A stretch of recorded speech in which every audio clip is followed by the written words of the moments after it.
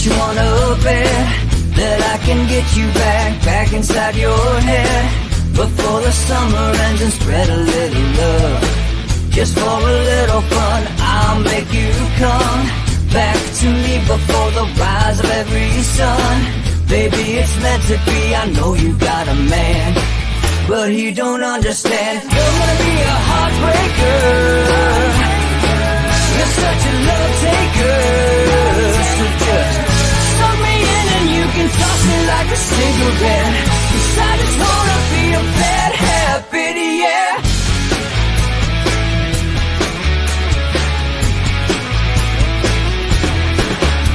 There's rhythm in our love, it's impressive, excessive.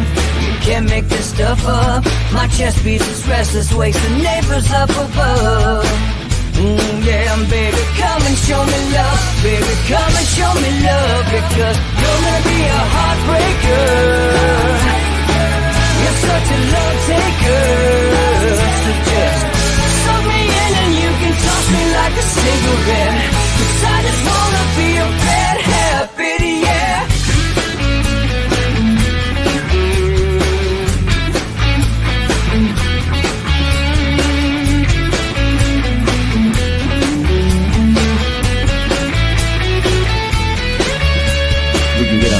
Take a one-way ride, steal us away to find a place we can hide. It wouldn't take much to spear for a knife, just to give in to the need and leave it all behind. 'Cause I know that you know that I know that you want me. You told me, now show me, come blow me away. 'Cause I know that you know that I know that you want me. You told me, now show me, come blow me away. You're gonna be a heartbreaker.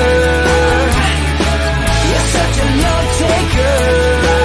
So just suck me in and you can toss me like a cigarette. 'Cause I just wanna be a bad habit, yeah. You're gonna be a heartbreaker.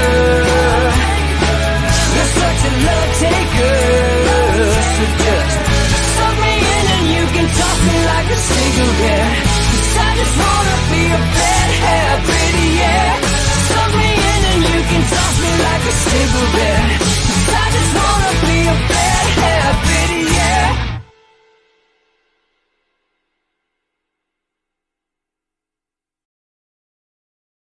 Yeah, good morning, everybody. It's Wednesday, October 14th. Thanks for watching Inside the Numbers with the People's Pundit. I'm the People's Pundit, Rich Barris. Follow me on Twitter at Peoples_Pundit. All right. And we have a lot that I do want to talk about today. All right. We're going to kind of wrap up what we're seeing in the 3 states thus far. All right. That we have polled. We'll give you an update on the money situation. All right. Because I want to be there as transparent. Speaking of which, it's called the Transparency Initiative. And nobody follows it. APOR released it. We do believe in it. We think it's a valid effort anyway. So we will be releasing the checklists that show exactly how much money was raised, how much was put toward the poll, et cetera, et cetera. All right. I got some stuff that I can't really tell as far as Biden's national lead. You will see one poll today where that lead has cratered. It is still a lead, but it is a lead within a margin that looks more like Hillary Clinton's. And if that happens and you're a Democratic candidate, then you have to say to yourself, oh my God, Rich Barris has done it again. I am in trouble. And look, the fact I want to just say something because we took a lot of crap for Pennsylvania yesterday. We released ours, even though we showed you on what are the odds and we kind of give you a glimpse of what it was going to look like, you know, between 2 and 4. And it really ended up at 2.4. Before I get into more specifics about Pennsylvania and then diving back into Florida, because I think there are some themes that are playing out here, and then looking forward to Arizona, I just want to say something about the Pennsylvania poll. There are only 3 pollsters who got respectable results in 2016 in Pennsylvania. I don't really care what the rest of them show. I tend to ignore them as much as possible when it comes to this season because you don't want that stuff in your head. You just want to do your job objectively and you want to bounce. And you know, that's it. You do your job, you release it, you do it objectively the best you can, and you bounce. All right. The bottom line is, there are only 3 pollsters who released respectable results in 2016, and there were only 2 who got them right. And in the order is myself, Robert, and Susquehanna. They were Hillary +2, Clinton +2, but that is a respectable result. The election was extremely close. We were in 0.2 of a percentage point on each of the candidates' vote shares in 2016. So the way I see it, just to answer some of the people from Twitter yesterday, I don't have to explain myself to you. You have to explain yourself to me and everybody else.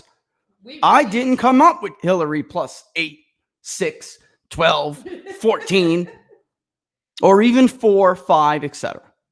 Because once you get to those 4s and 5s, you're outside the sampling error, depending on which poll, especially when you have Clinton in the 50s. Let me explain to people what it means when a candidate is in the 50s. All right? A candidate being in the 50s and the sampling being outside of, and yes, Robert, I'm talking about is from Trafalgar. When a candidate is in the 50s and the sampling error and the lead is larger than the sampling error, they are telling you there is almost no chance that the trailing candidate can win. Almost no chance. They are not telling you, oops, well, we were in the sampling error. That's not true. Because you went above 50% and you're claiming a 95% level confidence level. It's greater at this point. I think that, you know what, we may need to spend a crash course on what some of these terms mean, like statistically, what they mean. Because there have been people who are like getting away with this for a long time. No, it means you made a really, really big error. You were just totally wrong. No, Robert is a lawyer. Yeah, Barnes is just Barnes. Yeah, Barnes is Judge Barnes. All right, so there we have it. And I mean, I'm not, going to go. Listen, poll readers pretending to be political prognosticators are still just poll readers. And reading, because I went on a little bit after yesterday, and I said, you know what, let's go back. Cernovich, thanks for your help, by the way. Mike found one from Charlie from the Cook Political Report. This race is over in 2016. It was a Fox News poll that showed a 7-point lead for Hillary Clinton, and the vast majority of Americans saying that Donald Trump is unqualified. They will not vote for him because he is unqualified.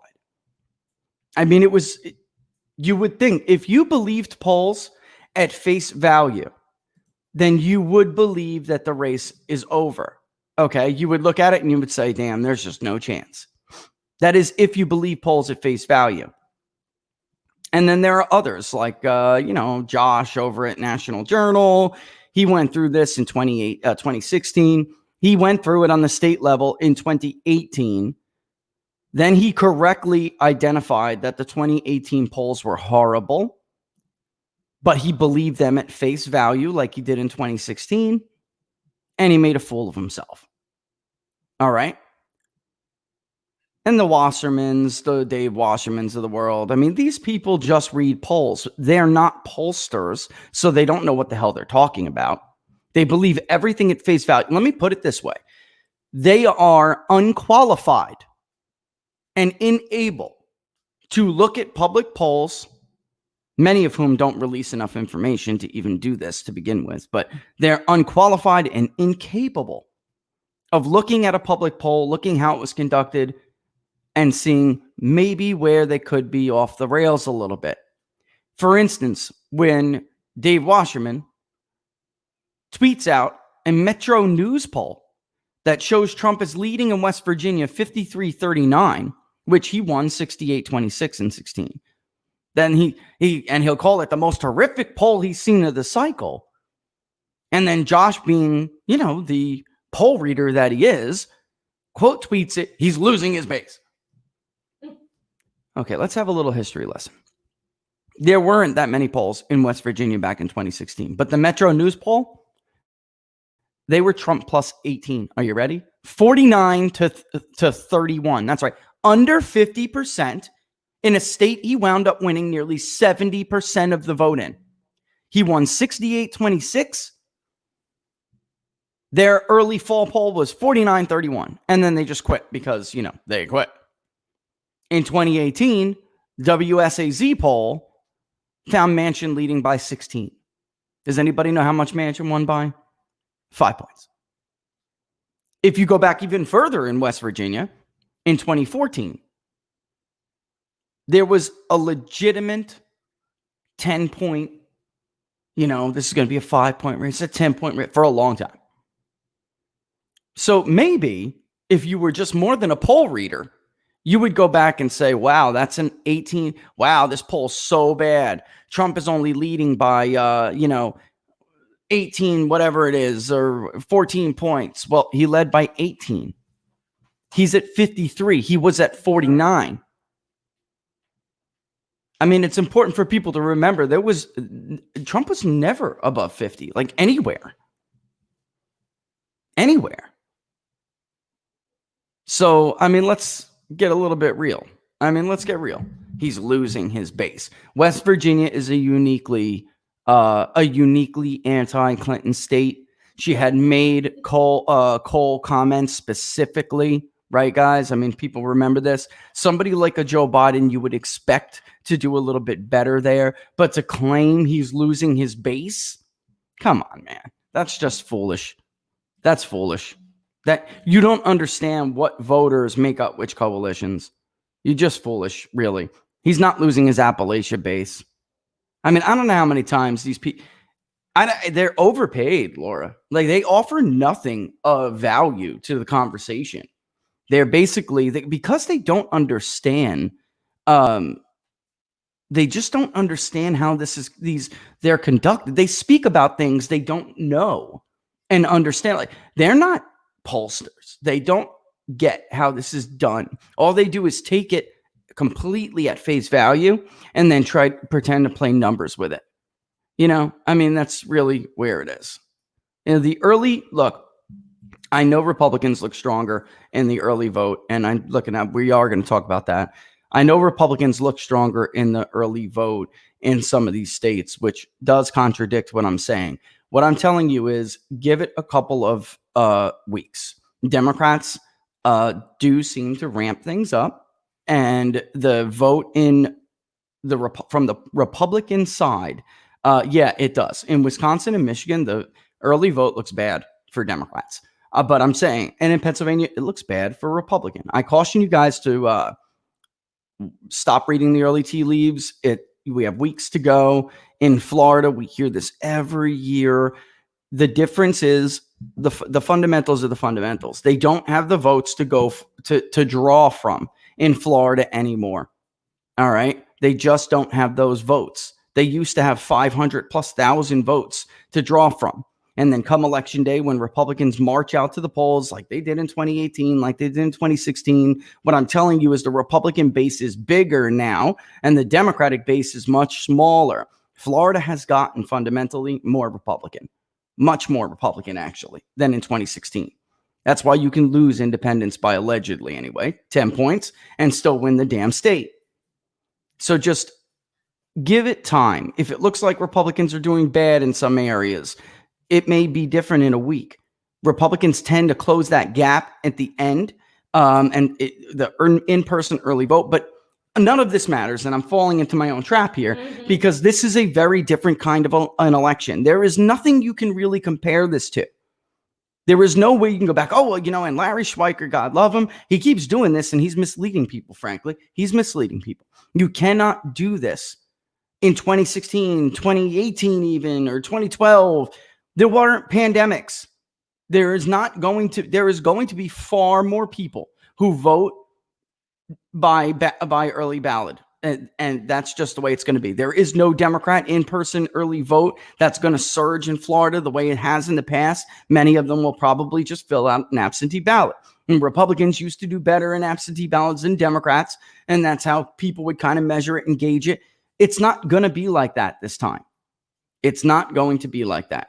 And even if it was, this is what happens again when you read the early vote tea leaves. So people said to me yesterday, what about that New York Times poll in North Carolina? This is what about the New York Times poll in North Carolina. Poll a state correctly first before you make yourself out to be an authority on it, guys. I don't really know what to say. The guy has never polled the state correctly. Never. He's always wrong. So like if past his prologue, if I'm a candidate, I hope I'm down in his poll. I'd hope I'm down because that would mean I could win. Because yeah. Because it seems like every candidate that he puts ahead in North Carolina loses. You understand what I'm saying? Like I don't want to spend too much time on this. Even his sports picks. I know, but that's the Slimer we're talking about. But even that with them, that's the Slimer. I'm talking about the New York Times. I mean, the Siena poll yesterday. So what? They had Hillary by a larger margin in their polling. Then they tried to use the polling data as a way to like divine the early vote tea leaves and what they thought they saw in the early ballot returns. And even though they had Clinton up by like 6 or something, when they did their little mojo, it was Clinton 1 point whatever. He won the damn state by almost 4 points. So, I mean, really, look, like I said, call the state right first before we get all huffy and puffy about whether or not we should care. And then this year, let's see, do I have these? I know I do. I know I pulled them up. That's trust in mail, Sunshine State, vote intention. I mean, this is in Florida specifically. Oh, that's by voter intention. Trust in mail and vote in a state where you would think that people would be stoked about voting. You can clearly see that people just don't have a trust in the process itself. So things will be very different this time. All right. Let's see if we can actually get that voting intention by party on the, we can. All right, check this out. This is Pennsylvania. So people are like, oh, it looks so bad for Republicans in Pennsylvania. Well, really, you shouldn't be that surprised, right? 65.2% of Republicans plan to vote on election day. All right, another 27.7% said that we do in fact intend to vote before election day by early vote or other method. Only 7.1% of Republicans told us that we surveyed told us that they already voted by absentee or in-person early vote. And by the way, yes, it's weird, and I know a lot of you are confused about that. All in-person early voting and it's basically drop-off kind of thing. They're all considered absentee ballot voting in Pennsylvania. All right. And the way that these numbers are being skewed a little bit, these ballot requests that are going out, there are a lot of things that go on in Pennsylvania where auto triggers, you get a ballot. So it does not mean that they requested it. The media it's just being reported that they requested it. Mm-hmm. But that's not necessarily true. Do you know why that's feeding back a little bit? Something's feeding back. Because you didn't mute my mic. Oh, I didn't mute her mic. My fault. All right. No, that's not it because I hadn't added to the stream yet. So that's definitely not it. All right. But in any event, you can see who is planning on voting, who said they voted already by early voter absentee ballot. 21% of Democrats, even far more than the 15% of independents, and then plan to vote before election day. 46.2% Democrats compared to 32.9% on election day. All right. And then even independents, 24.3% say they plan to vote before election day, but a whopping 60%. So those independent voters, and in fact, we have Trump now leading with independents in Pennsylvania. That is probably because they'll vote later and that will work and iron itself out. All right. And then what I'm saying is I think the election day margin will be bigger for Republicans than it typically even is because so many of them are leaving that vote on the table. Whereas that's not the case. All right. And when we ask the next Florida poll we'll ask this, have you voted already? And I'm almost certain when we did this, I actually thought looking at some of the data, I'm like, I don't know, maybe this might be a little bit wrong. But as you heard on one of the odds on Monday, Barnes was like, no, it's probably right. I don't drool over the Target Smart data, guys. I don't. We collect our own. We look at the official numbers that we can look at, and we try to by location and other stuff, look at. But I don't want to get into that. But we don't rely on somebody else's divination to tell us what is going on. And right now, what is going on is we were, standing by that 2.4%, guys. It's a very close race. It's a close race. And by the way, while I was getting attacked, hat tip to Susquehanna for coming to the defense. They did. I think we're teaching pollsters how to fight, because they were giving them a set of cojones. giving them a set of cojones, man, because they quote tweeted, we continue to have Donald Trump within 2 points in Pennsylvania, and in whatever days we will shoot it out. That's what I'm saying. So the bottom line is there are only 3 people with track records in Pennsylvania in the modern American polling era. And all 3 of us see this as a 2-point race, roughly. Okay. 2 to 3, because we're at 2.4. What was Trafalgar? I think it was like 2.3, whatever. I think they were 2.3. It was like a 1/10 of a percentage point away. And Susquehanna saying that it's a 2-point race. So it could be a little above 2, it could be a little bit below, right? So there you have it. And my point is, I really don't care what anybody else says. You can't. And if you allow yourselves to, it'll drive you mad. And that's why you see other pollsters herd the way they do. We don't herd. If we're not going to herd ever, we're going to be what it is, or what we think it is, what we found, our best work, our best estimate. We're never going to herd. So you can't look at what these other people do, because they do herd. The simple fact is I don't trust any of them anymore. Very few people I trust their work. And that's a shame. And like I'm with Barnes on this. Maybe some of the conservative critics of polling are right. And maybe it is totally intentional. Maybe it is. I think to some level, I have my own feelings on it. But there's too many things that can go wrong to just assume that that's what it is. All right. That they're doing this intentionally. There's just so much stuff that can go wrong. It's like could be an honest mistake. What I think in my own intention is they kind of exploit these things, because these things tend to favor what they want. And we're all subject, all of us. We have to guard ourselves against confirmation bias and other forms of cognitive bias, right? And different kinds of forms of cognitive bias. But we want it to look like that, right? So is it believable at all that conservative counties in Iowa are going to flip to Joe Biden? No. The part of Iowa that flips is the southeastern region of Iowa. The entire eastern part of the state. That is where Donald Trump did the most damage against the Obama-Biden coalition. The north and northwest of Iowa, the more conservative areas, only a liberal pundit, half pollster, would believe that, other than the fact that maybe he did something wrong. Okay? All right. So listen, let's go over. I got to clear this up because it's totally driving me nuts. Hang on one second.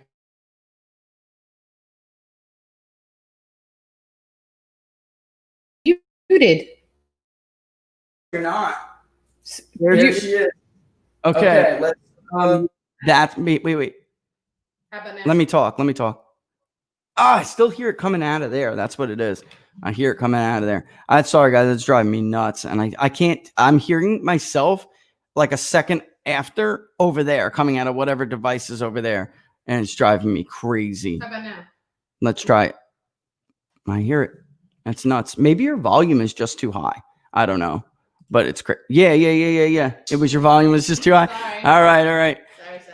All right, let's move on real quick to a couple other things. I just wanted to say that because as we go forward with Arizona and then whatever else we do, I mean, look, I just can tell you what we found. I just don't care. I don't spend my time looking at what they do, and you can't, right? Because if you do, you'll herd. You'll find it somewhere in. That's what it's my experience. That is my experience. Other pollsters do look at their rivals' work, and they herd. All right, so there we have it, and we don't, and we largely try to ignore them as much as possible. All right, so there it is. Let's go. Let's move over to. There's some questions on that. I do want to talk about, we've been kind of ignoring economic stuff. And I think there's a couple of things that we should talk about, because if we don't, look, let me put it this way. This is not a guarantee.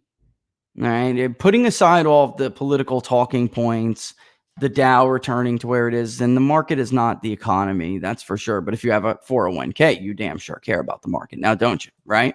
I do. Volatility indexes are going down. The VIX, the small business optimism index that came out yesterday, I want to talk about. None of this is a guarantee.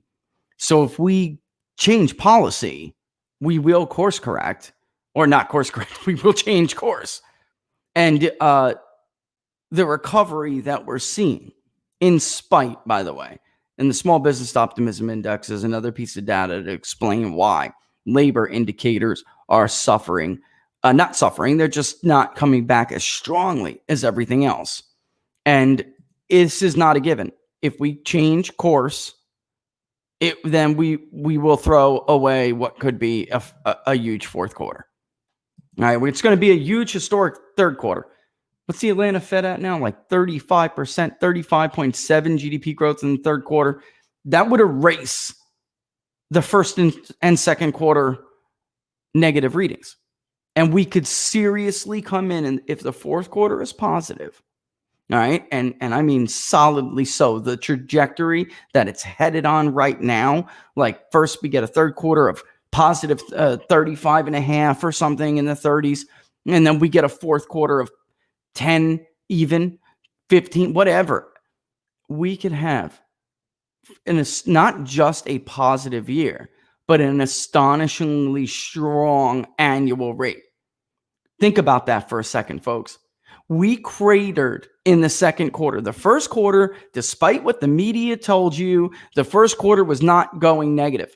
It wasn't. The Bureau of Economic Analysis flatly wrote it in their press release. There wasn't a slowdown. The stay-at-home orders issued in late in the first quarter is the destroyed first quarter GDP. And that's why it came in around -5. It was not going to be negative. And then the second quarter, which was revised with the third estimate, now it's -31, roughly. All right. Which could have been a lot worse. So that's a total of, let's say, -36, all right, without revisions. I'm rounding here, okay? You can even go to -37 for the tenths of a percentage point if you want to make yourself feel better, all right? We could say -37. And then the third quarter comes in at positive 35, which I think it could be higher. Honestly, I think the Atlanta Fed is lowballing this puppy. I really do, which they tend to do, all right? If it comes, let's just say though, then we're looking at an annualized rate of -2. If fourth quarter comes in strong, which it's poised to do, housing is rocking, construction is rocking. I mean, it's such a shame. The only thing that's hurting a little bit, the trade deficit. The wider it is, the more it slices off of GDP, but we're still not up to Obama level trade deficit. So it hasn't, -60 billion, 62 billion, whatever it is. It may be 67 actually, but that's still not horrid or horrific. It's bad. And I like the 40s and 50s better, of course, but it won't slice off as much. So let's say the fourth quarter comes in at +5, +7, +10. Then we're looking at a positive year for GDP growth of anywhere from, if you want to be conservative, 3 to 4%, maybe even a little higher on the 5 and 6 to 7 region. That would be remarkable after the economy was intentionally smothered like a crazy mother, lunatic Munchausen smothers her child. I did go there because that's how nuts. That was the equivalent of what we did. Mm-hmm. Some crazy. Shh, you need me, baby. Shh. I did. That's what that is. That is the only equivalent, Laura, I can think to what we did. We committed economic suicide, or damn near did. No, I know. for something that is never happened in the history of the world, right? So anyway, think about how remarkable it would be if we turned it around and we came back, because 3% GDP growth in 2018 was considered a very strong year. It was something we hadn't been able to do under Barack Obama. We couldn't do it. He was constantly mired in the twos. We'd have some really strong quarters. And then we'd have a negative first quarter that would have to be offset in some of the stronger quarters later in the year. And then it was like a bobber, man. It was like, you guys fish. It was like you're bass fishing with a shiner and stupid, or, little Sunny comes and bites its tail. So the bobber's constantly just going like this. That's what GDP looks like under Obama, if you graph it. And under Trump, it's much stronger. It shoots up, stays relatively consistent. It's remarkably consistent in 2018, going up. And then in 2018 plateaus, stays remarkably consistent. And then we had what we had happen. Right as in 2020, the housing market was coming back, which would have sent the economy on an all four cylinder boom. And by the way, manufacturing was also, because it slowed down in 2019. Sometimes all you can do is go down when you're at highs, right? But it was recouping, contrary to, the political talking points. It would be remarkable. And if we course correct or change course, that is not a given. We could come in much lower in the third quarter than expected, and we might need that fourth quarter. All right. And definitely that fourth quarter will not be as strong, even though, let's say Trump loses. All right. He will be in office until January, but businesses and investors and, builders, go down the list. Mm-hmm.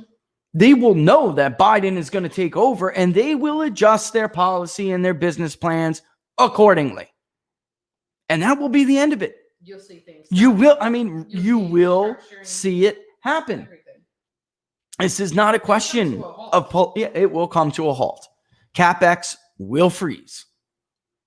People will stop giving, wages will stop rising because people will stop hiring and upward wage pressure will stop. Why? Because they will use that extra money to meet the tax and regulation burden that they know is coming. You're not getting better healthcare. It's not happening. It's just true. This is not a matter of politics. I swear, guys, I'm not trying to be partisan. This is objective. We did the analysis of the Biden plan. He will kill wage growth by at least not wage growth. He will kill current wage levels by at least a third, that if he enacts that plan. And GDP will lose, if we were pretend like we're back in a normal non-COVID recovery cycle, then he would take at least about 35% at least off of what GDP would have grown at.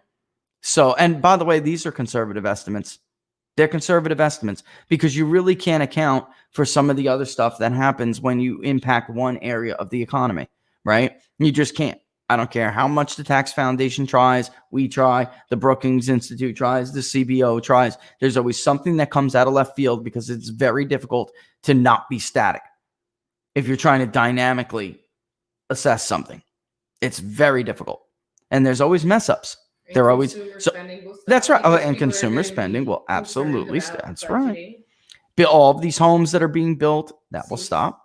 All right. I'm being real. Go talk to Yoon at the National Association of Realtors.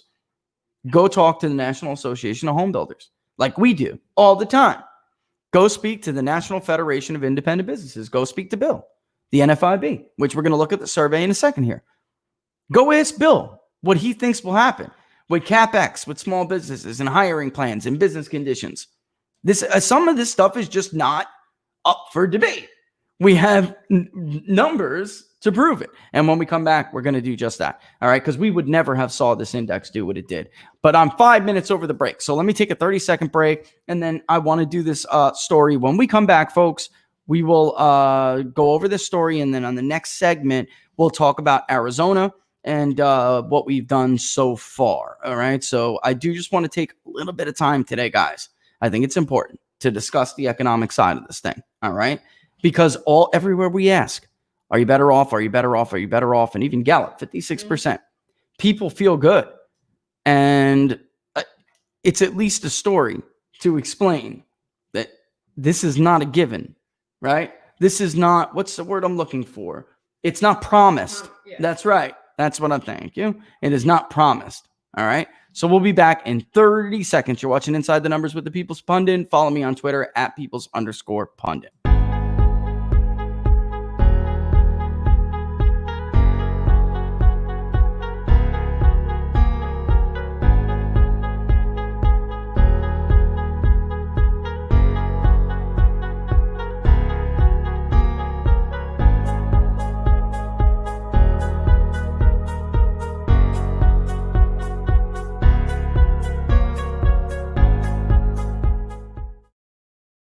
If it's not talked about. So that's a great, we will talk about Biden. We will. All right. And I wrote, by the way, I just noticed a thing. We had wrote, let me skill that for a second, guys. It is the New York Post, not the New York Times. The New York Times would never, ever report on this.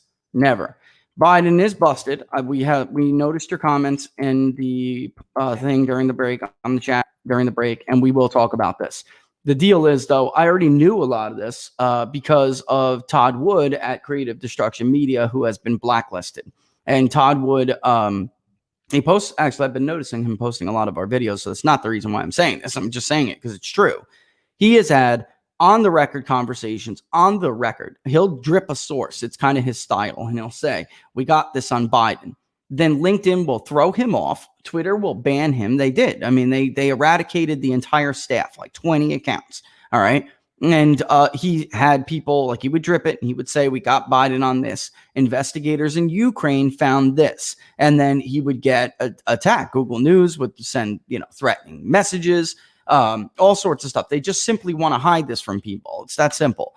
But he had a lot of this stuff. And he would have, and then to back it up, he would bring these sources on the record. So members of the parliament, or their parliament that are conducting these investigations, their version of the attorney general, the prosecutor general's office, tons of corruption.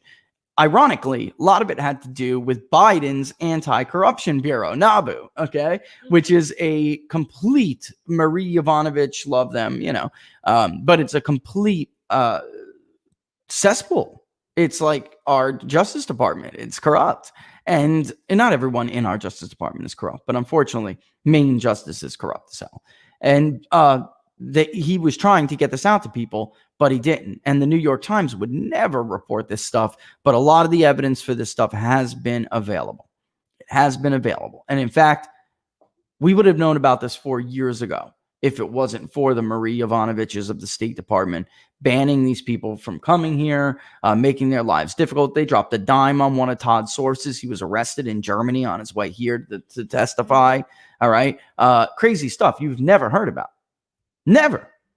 And they're not, some of these guys aren't great players, but in Ukraine, it's very hard to tell who the good guys are and who the bad guys are. Sometimes there aren't any good guys, but doesn't mean that for whatever reason or another, they're not telling you the truth. All right. And that's something that's kind of a media farce.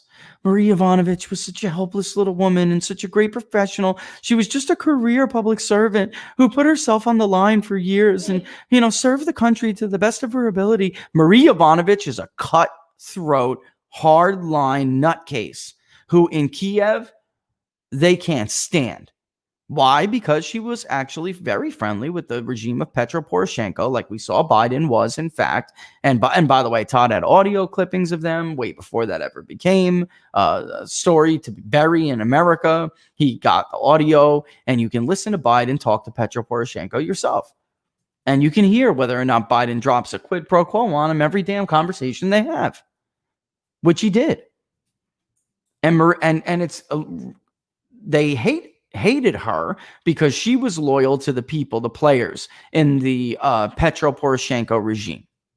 And if you guys know Ukrainian politics, Vladimir Zelensky was elected because of a backlash to their corruption. So when they were like the anti-corruption efforts, she had anti-corruption, they're full of crap. They were the corrupt ones. We are the corrupt ones. We installed a corrupt head of Ukraine and we backed them. And the people rose up and threw them out. And Petro Poroshenko was backed by us. We did that. The Obama administration, the State Department,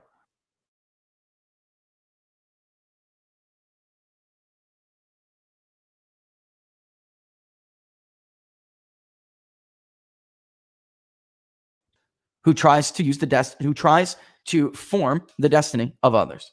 All right. So what's up? Looks like Who Laura. tries is where you came back in. I glitched out. Mhm. Okay, my point is the point I was just making when I glitched out, I guess. And let me just make sure I'm not hardwired. Now I'm hardwired. It's gonna skip. There it is. So now I'm hardwired. All right. If you guys missed what I was saying, we installed the corrupt regime of Petro Poroshenko, and we backed them.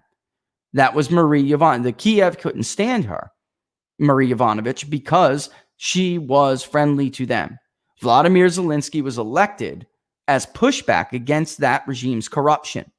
And they saw her and us, the U.S., under the Obama administration and the holdovers who remained in the State Department under Trump's administration from the old one. They saw them as interfering in the internal affairs of their state. That they were constantly backing we were constantly backing the corrupt actors while the people were demanding anti-corruption reforms. And they backed Vladimir Zelensky. That is why Vladimir Zelensky was trying to get on Donald Trump's good side so badly. He is a man against a very corrupt oligarchy in Eastern Europe. And he was hoping to get the president of the United States, his support, his backing, because he's the populist anti-establishment gold standard. That's how look, the world hates him because they love that world order. But somebody like a Vladimir Zelensky, who was elected to boot these dirtbags, he wanted Trump's help. And you got that story told to you all wrong, but that segment was not supposed to be about Ukraine yet. We will circle back to Biden in a second, but it's all right because how long can we talk about this, right? Here is the Small Business Optimism Index from the National Federation of Independent Businesses. Bill Dunkenberg, who I was just referencing before, this is his institution. There's no doubt, like the National Association of Realtors, that they are a lobby. They are the largest small business lobby in DC. But what they do to raise their voice is pull together the voices of little people into a membership and represent them in DC. Give them a voice. That is what they do. I don't always agree with them, but they are trying to look out for small businesses that don't have enough money to be like the big business credit card companies that Joe Biden catered to for 30 years in Washington. All right.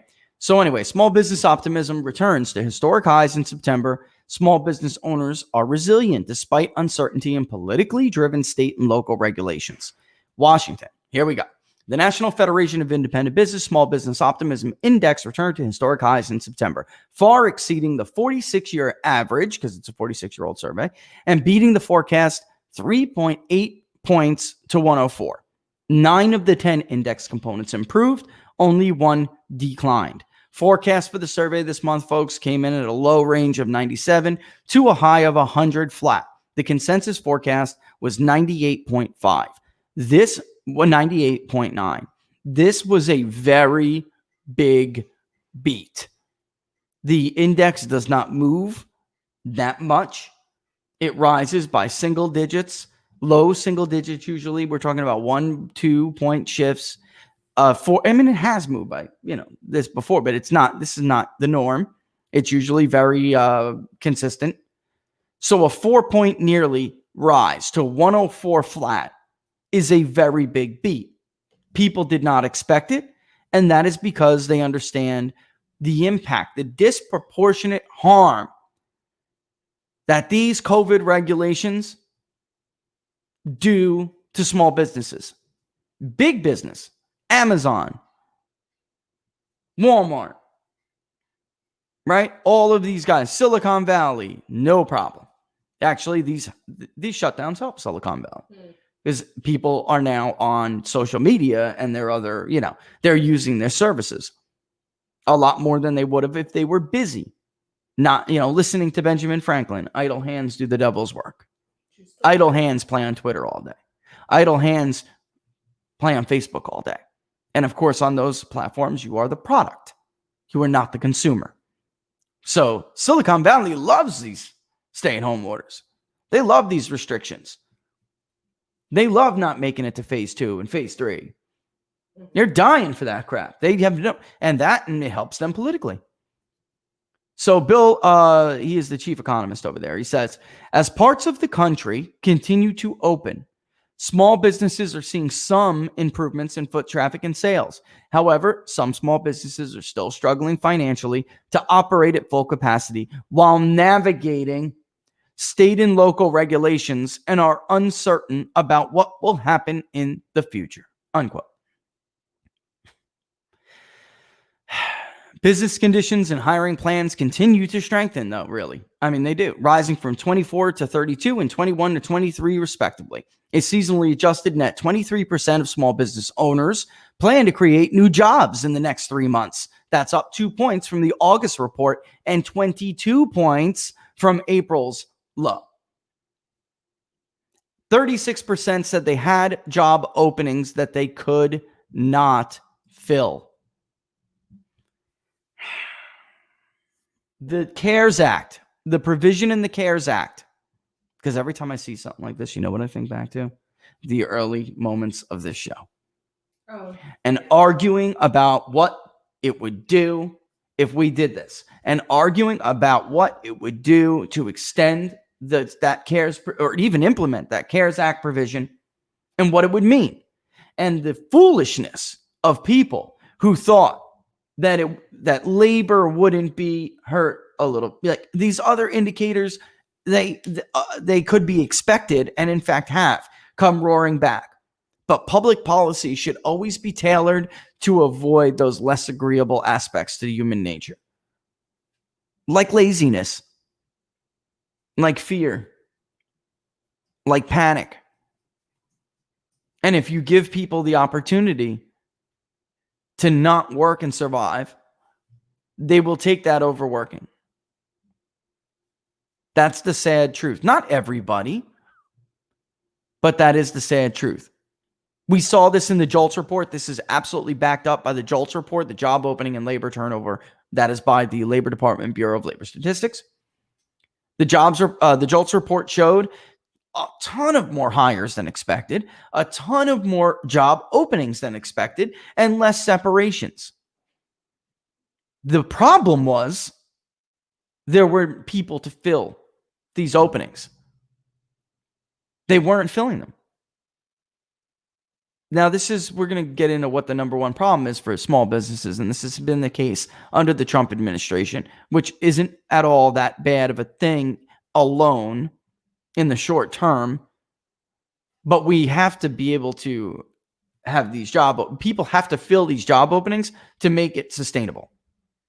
If they don't, we just constantly have these job openings where even, finding qualified people is difficult to do month after month after month after month. Then businesses will innovate and they will find another way. And that'll be the end of somebody's job. Maybe automation, right? Maybe automation will take over your job.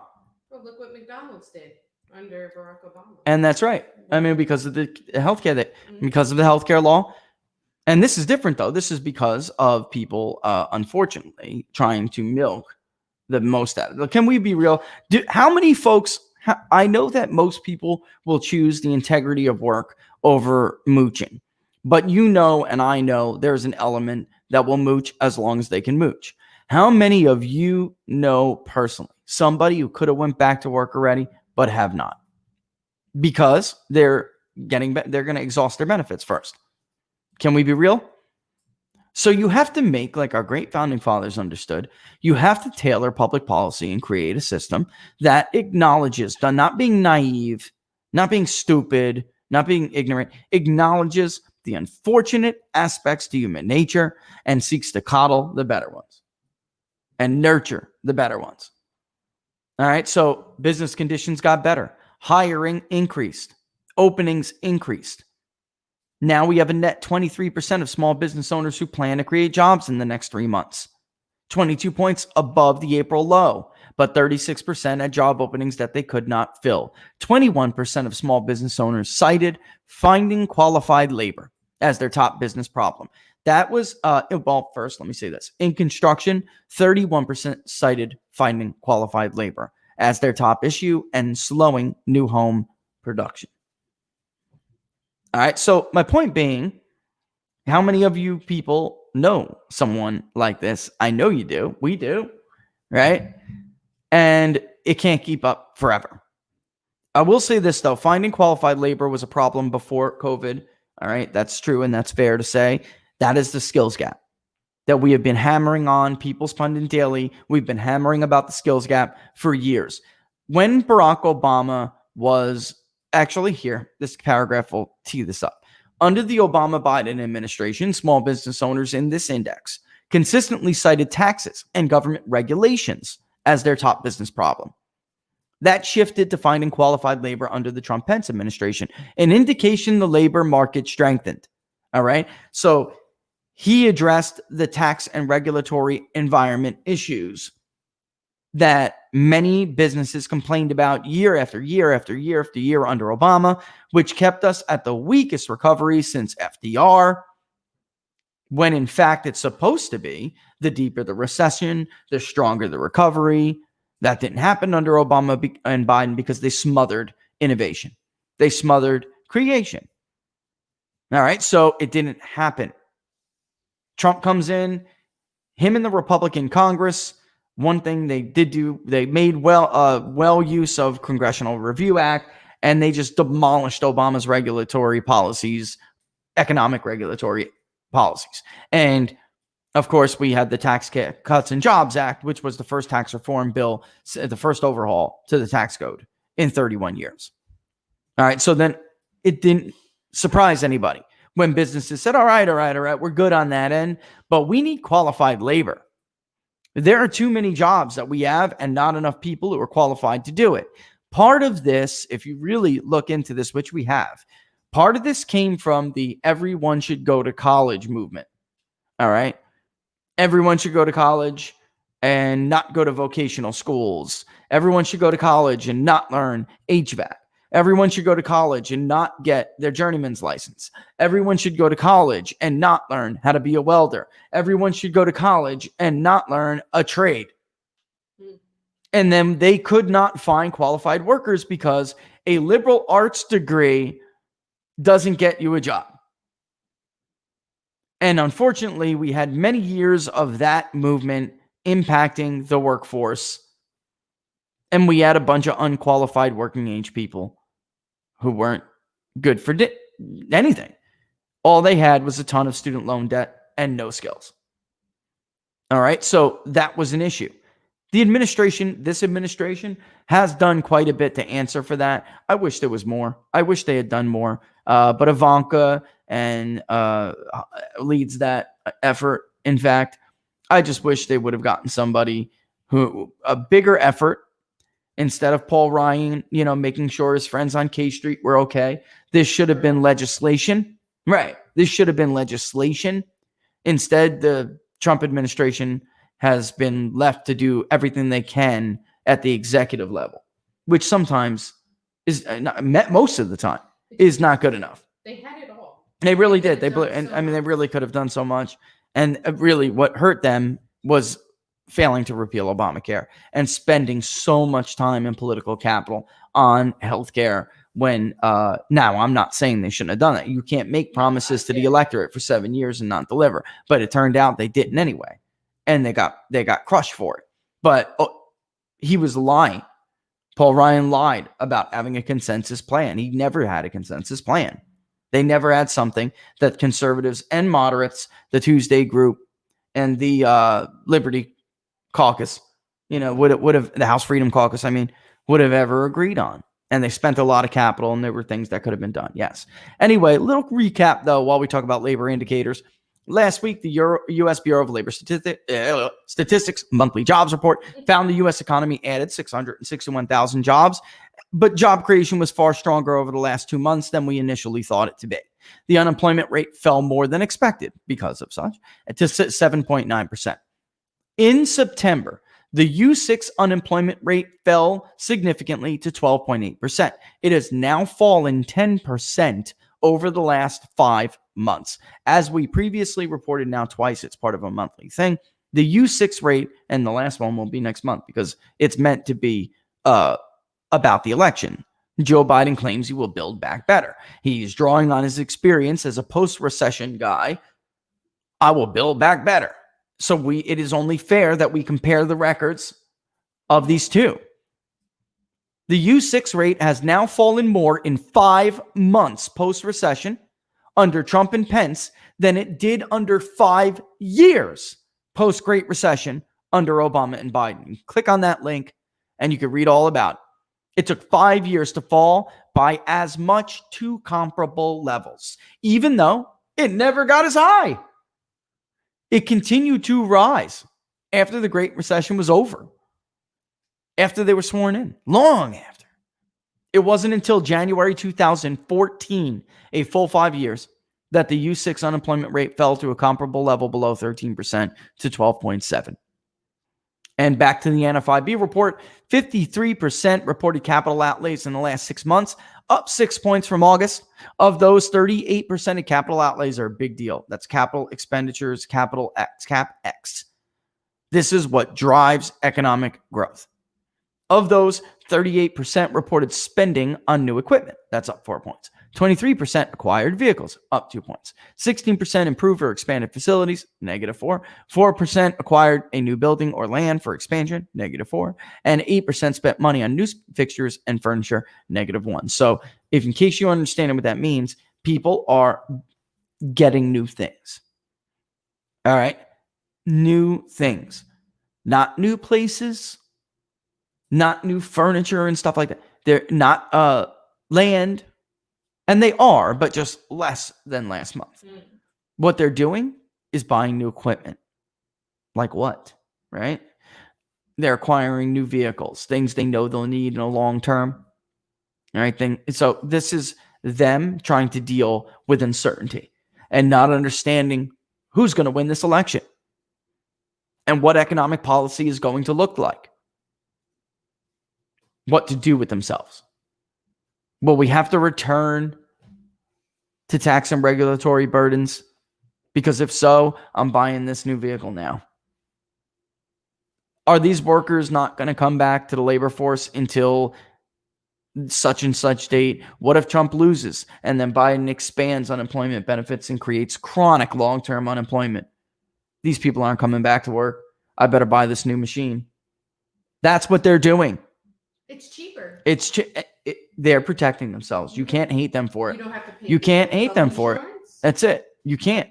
I will say, let's look at this graph real quick. And sorry if I'm making you boggle in your mind. Let's look at this year to date. Clearly a V, especially when it comes to, and you guys can see here, green is business conditions. Hiring plans is in blue. The overall index is gold. All right. 1.4. Folks, you have to go back to February 2020 before the pandemic to get readings like that. So we've now returned to pre-pandemic levels. And if we look, you can see there's the 46 year. The average for the 46 year, and look at, by the way, look at, let's take a look at the Biden and Obama constantly under 100. Low 90s, high 80s, low 90s, high 80s. The mid 90s was a good reading, right? Look at that. As low. Look at how low this is. And then this is September 2016, 94. October 2016, 94.9. And then December 2016, what happened, guys? Why did the index shoot to 105.8 in December 2016? There's November. And this comes out actually after the election. What happened between the November index and the December index in 2016? Donald Trump was elected. That's what happened. And then it keeps going. Donald Trump, it stays there, even though Barack Obama is still president. Why? Because people are looking to the future. It stays there. Donald Trump is sworn in here. The index shoots to 105.9, and it remains in the hundreds and solid throughout. Until, of course, we had a little dip, like I said, in 2019. Got a little weaker, never fell below 100. Never fell below 101, I think. All right. And then we had the pandemic, and now we're already back to that. If the administration loses next month, this will crater. Like you see here, it will crater. You can see Donald Trump's levels in the Trump administration fell to a low of 90.9 in April. That's like an average reading for Barack Obama throughout his presidency. I mean, that's roughly where it was, low to mid 90s. If he was lucky, mid 90s. Let me say that again. The small business index, the optimism index, the low under Donald Trump, height of the pandemic in April, was the same level as a normal period, a normal index level for Barack Obama throughout his administration. Small business, they are responsible for 70% of jobs in this country, roughly. Rough. We went over that too. Small SBA, special thanks to the SBA for hooking us up with data. When we were going over the payroll protection program, how many jobs it saved about 82% of all small business jobs in this country. Look, folks, and my favorite. I'll leave you with that. Let me just say that again.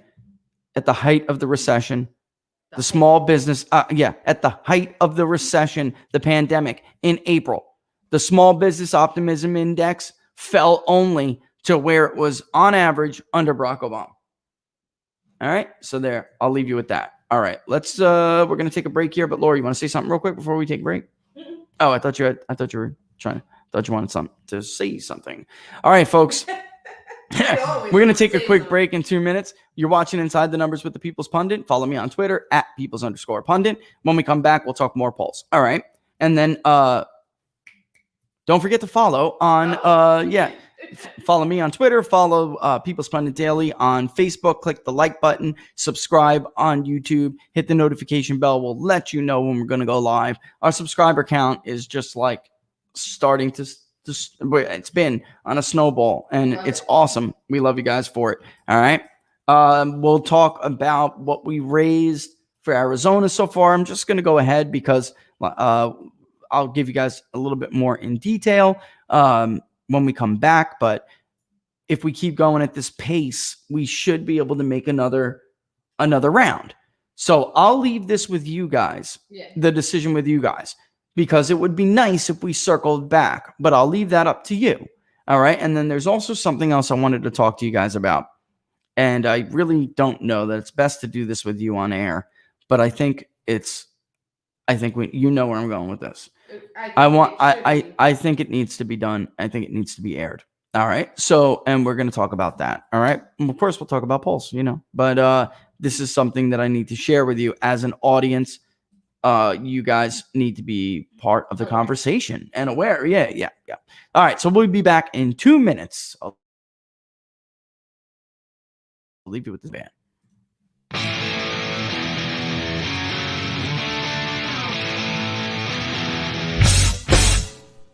How much you wanna bet that I can get you back inside your head before the summer ends and spread a little love.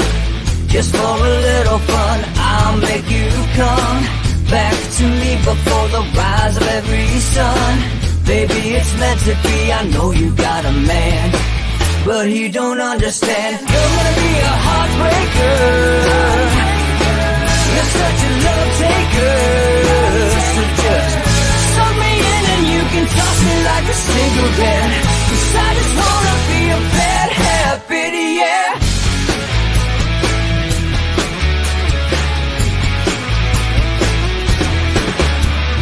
Rhythm in our love, it's impressive, excessive. You can't make this stuff up. My chest beats, it's restless, wakes the neighbors up above.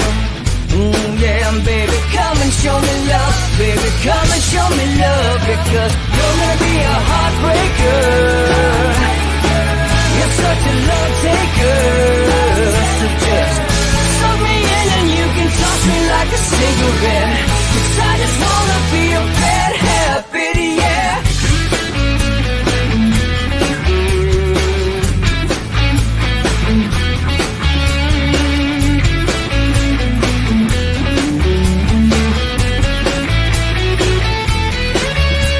We can get on the steal us away to find a place we can hide. It wouldn't take much to spear for a knife, just to give in to the need and leave it all behind. Cause I know that you know that I know that you want me. You told me, now show me, come blow me away. Cause I know that you know that I know that you want me. You told me, now show me, come blow me away. You're gonna be a heartbreaker. You're such a love taker. So just suck me in and you can toss me like a cigarette. Cause I just wanna be a bad habit, yeah. You're gonna be a heartbreaker. You're such a love taker. So just suck me in and you can toss me like a cigarette. Cause I just wanna be a bad habit, yeah. Suck me in and you can toss me like a cigarette. Cause I just wanna be a bad habit, yeah.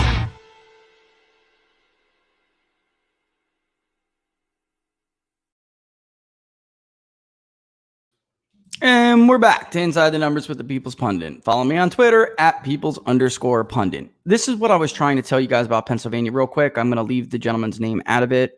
This was also, Robert sent this to me, forwarded it to me, same official. He asked me to leave his name out of it though. But it's a local official from Bucks County, Pennsylvania. And I want to explain this to you guys about the early vote. All right. This is Pennsylvania specifically, but why this year?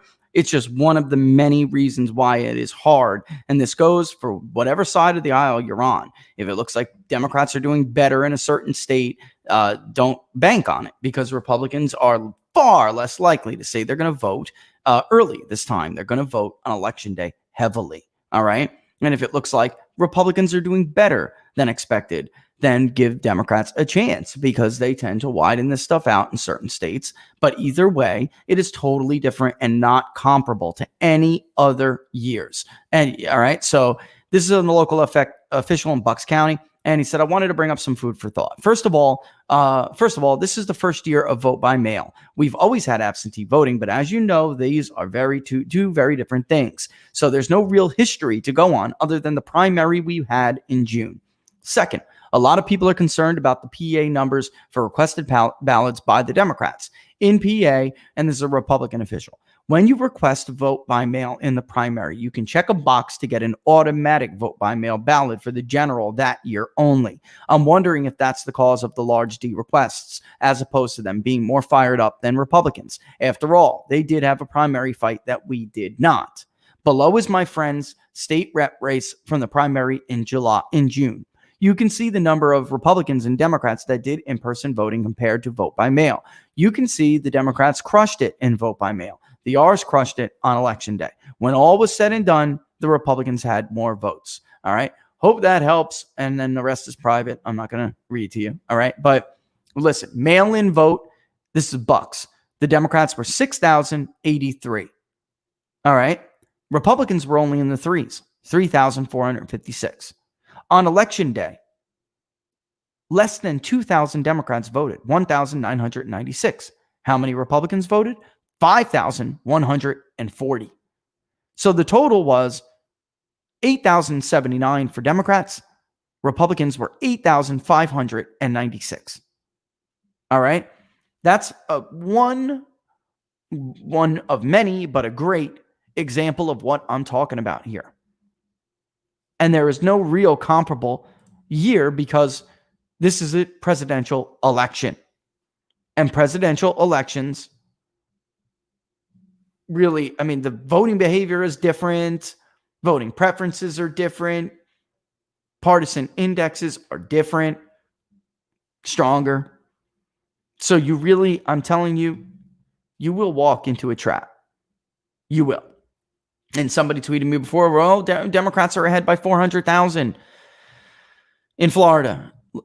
The benchmark in a normal year, when Democrats would have 500,000 to 700,000 voter registration advantage, or really 560,000 to almost 800,000 registration edge, the benchmark Democrats needed to hit was 350,000. So that means they're only 50,000 more than they would need in a normal year, when they still had a huge registration advantage. They don't have it anymore.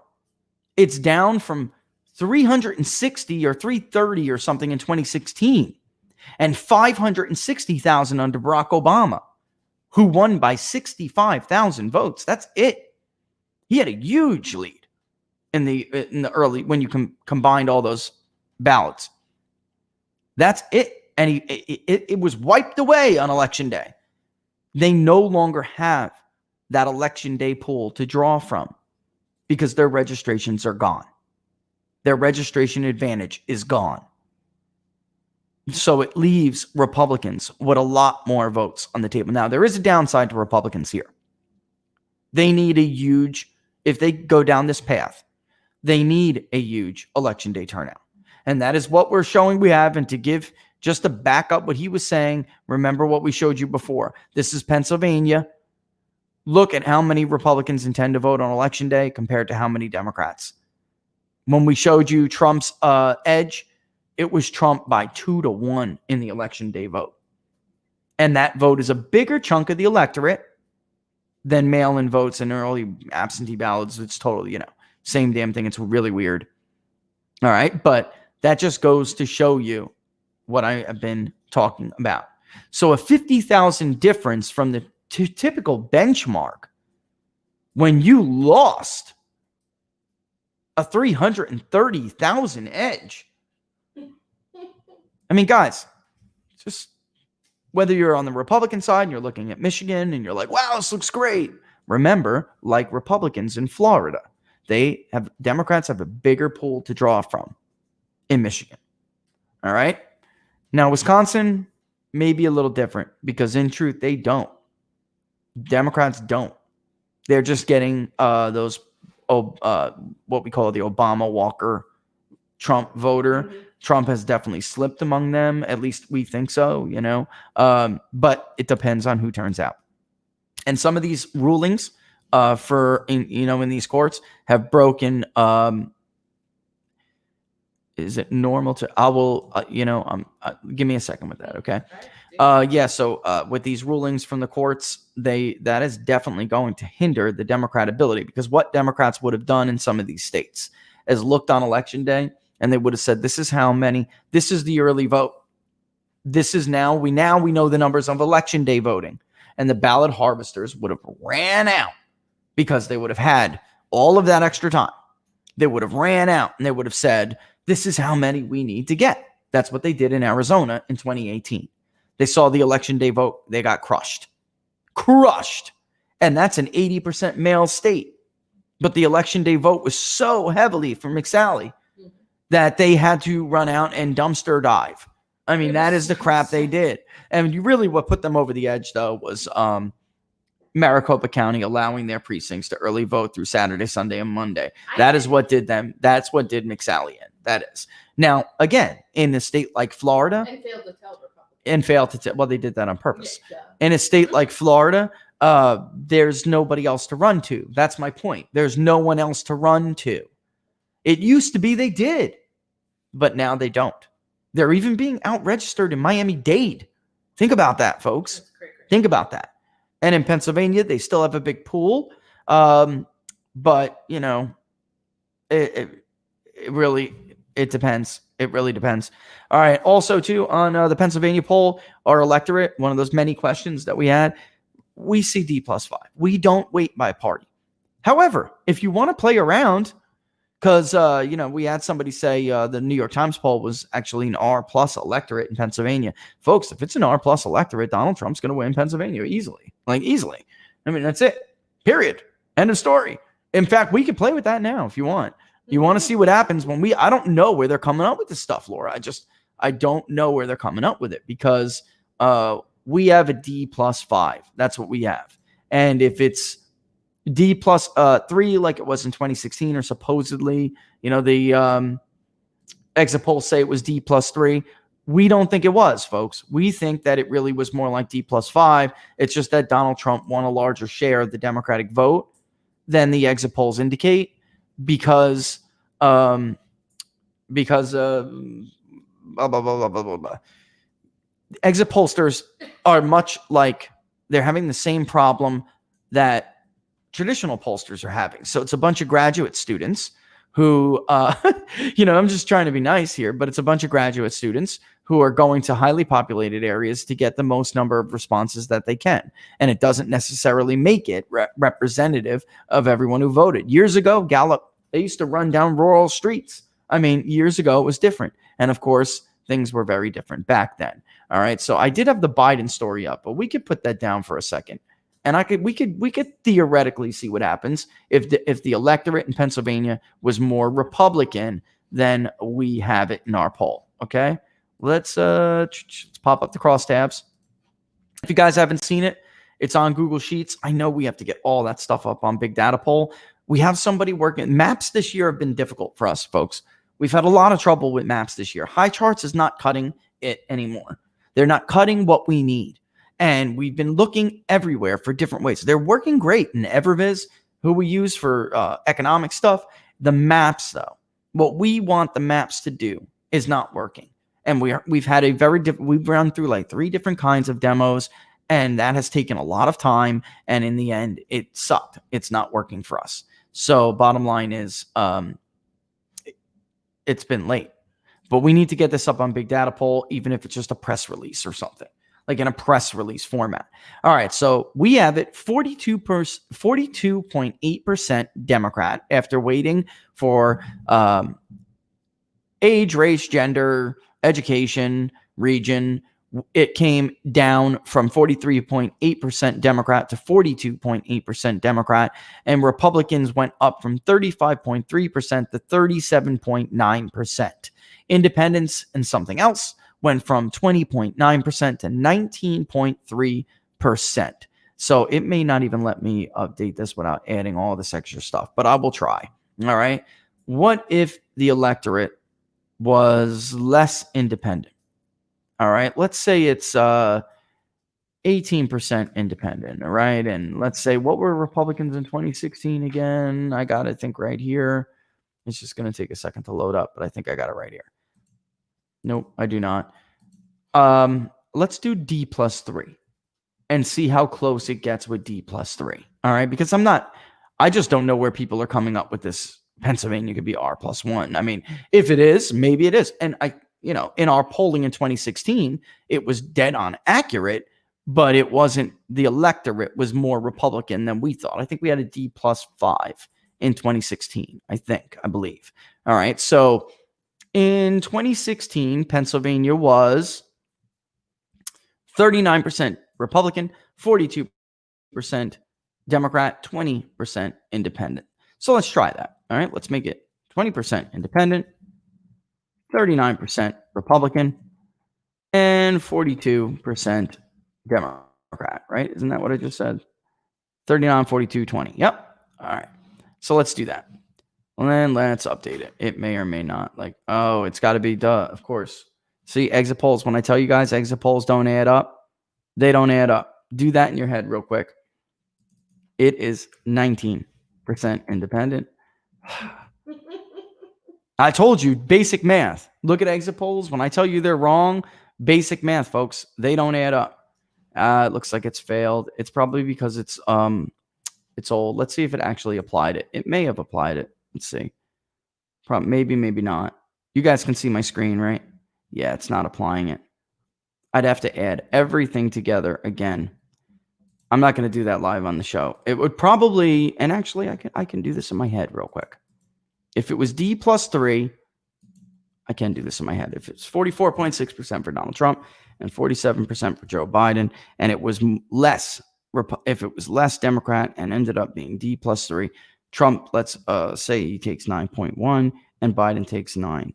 All right. And that leaves Trump winning independents 40.3, 35.9. All right.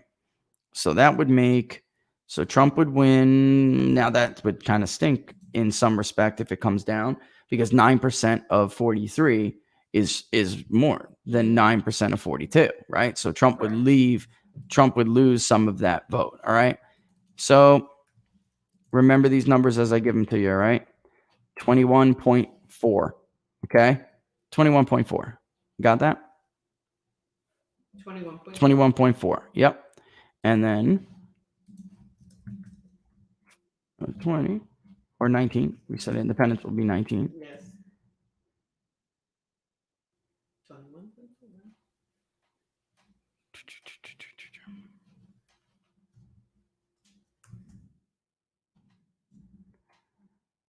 Right, another 20.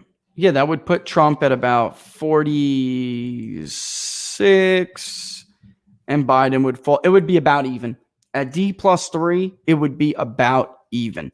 So I don't know where, like I said, I don't know where, if it's R plus 1. If someone knows what the New York Times Siena poll partisan electorate was, let me know. And I would do that real quick. But if it falls to D plus 3, it's about an even race, like dead even at around 46%. All right. So I don't know. It sounds kind of rosy to me, guys. I mean, it just does. It really does. Dream. Yep. Yeah, you guys can go to here. Let me get you the nut just to answer that. So I put it on a Google Sheet, guys, and then I made it accessible with a link. I tweeted it out. It's going right now in the comments to you guys. Here is the Keystone State Battleground poll. And can you ask that person what someone asked about getting a ballot in the mail in Arizona?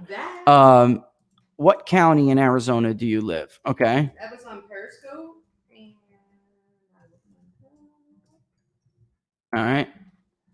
That was De Costa, 1990.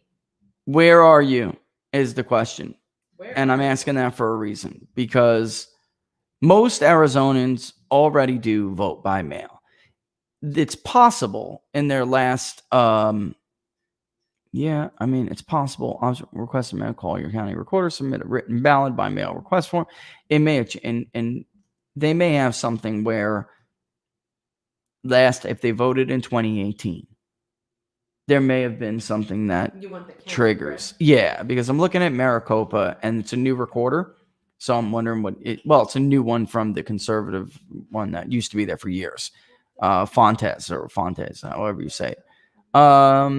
They are doing some stuff a little bit different. So did you vote in the primary, or is the question? It may be a similar situation there, but I'd have to look. I'll let you know. Normally you have to request it. It's pretty clear, but it looks like in Maricopa it is possible. Now, because of the ruling, by the way, your early ballot must be received, not postmarked, by 7 p.m. on election day. So those postmarked things are crap. And because the reason why is because of what I just told you. So you will know how many early ballots or absentee ballots and early votes you have by the time before. And then we'll get the election day breaks. And if you can determine the percentages for each, then you know how many postmarks you need by 7 p.m., right?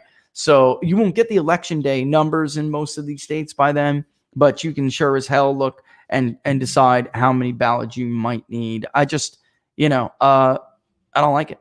I don't like it. Postmarked by is ridiculous. So you talking about Helmet, the primary model, Helmet Northup? I mean, Helmet's he's got a good model. I mean, that's it. He's got a good model. Look, Georgia's not going to be D plus 5. I mean, that's just nuts. You caught me off guard with that one. Yeah, I think Florida will be anywhere from, we had in our poll, it was almost R plus 5. Mm-hmm. I mean, real, and that is not out of the realm of possibility. It was R plus 5 in 2018 when Republicans had less of a base advantage. All right. So even though there are more registrations in Florida, when we look at base advantage, Republicans have a bigger base advantage. All right. So it is high. I think it was R2 in 2016. I think something like that. If they get, and most people thought on the ground and looking at the ballot requests, the exit poll said R5, but most people think 2018 was a little bit less. I think it is likely to continue to go. And when we looked at, there's a lot of people talking about this early vote surge. Yesterday, I actually printed off some stuff that we could look at talk about whether or not there's going to be this early vote surge. All right. What is 12? It is 2560 by 1440. All right. Let me give you guys a couple of things. And you tell me, aside from registrations, which is usually what we do when we talk about whether or not there is going to be a surge in new voters. Are there new registrations? And then from there, in any age group. And then from there, do we have any evidence from polling data or evidence from submissions that there's going to be this surge? All right. And so far, I'm just telling you, so far, there is no evidence. So that relies on poll data to tell us whether or not maybe we're missing something. Okay. Maybe in the polling, these voters are telling us they're super stoked. They're very likely. They're extremely enthusiastic. And we're going to look at that right now. First, let's do we were just talking about Florida. So you want to do Florida first? In many respects, Florida is actually worse. Okay. And let's pull this up. And we can talk more about that when in Pennsylvania too. Okay. Here's enthusiasm. Here's certainty. Let's do certainty first. Then I'll pop up enthusiasm and let's kill it. I could have just used the market site thing, but you'll see it a lot better if I just put the chart up. What on earth is going on out there? Oh, it's called construction. It's called construction. Yeah. All right. So here's age certain to vote by age in Florida. All right. And then we got Pennsylvania too, and we can take a look at that. All right. But can you explain when you say +3 or +2? Yeah, I mean the electorate is going to be. It is more likely that the electorate will be. All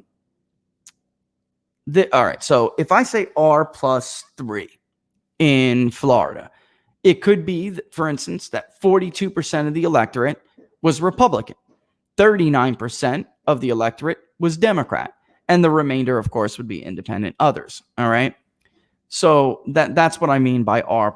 It means that there are that many percentage points more of one party than there are another. Okay.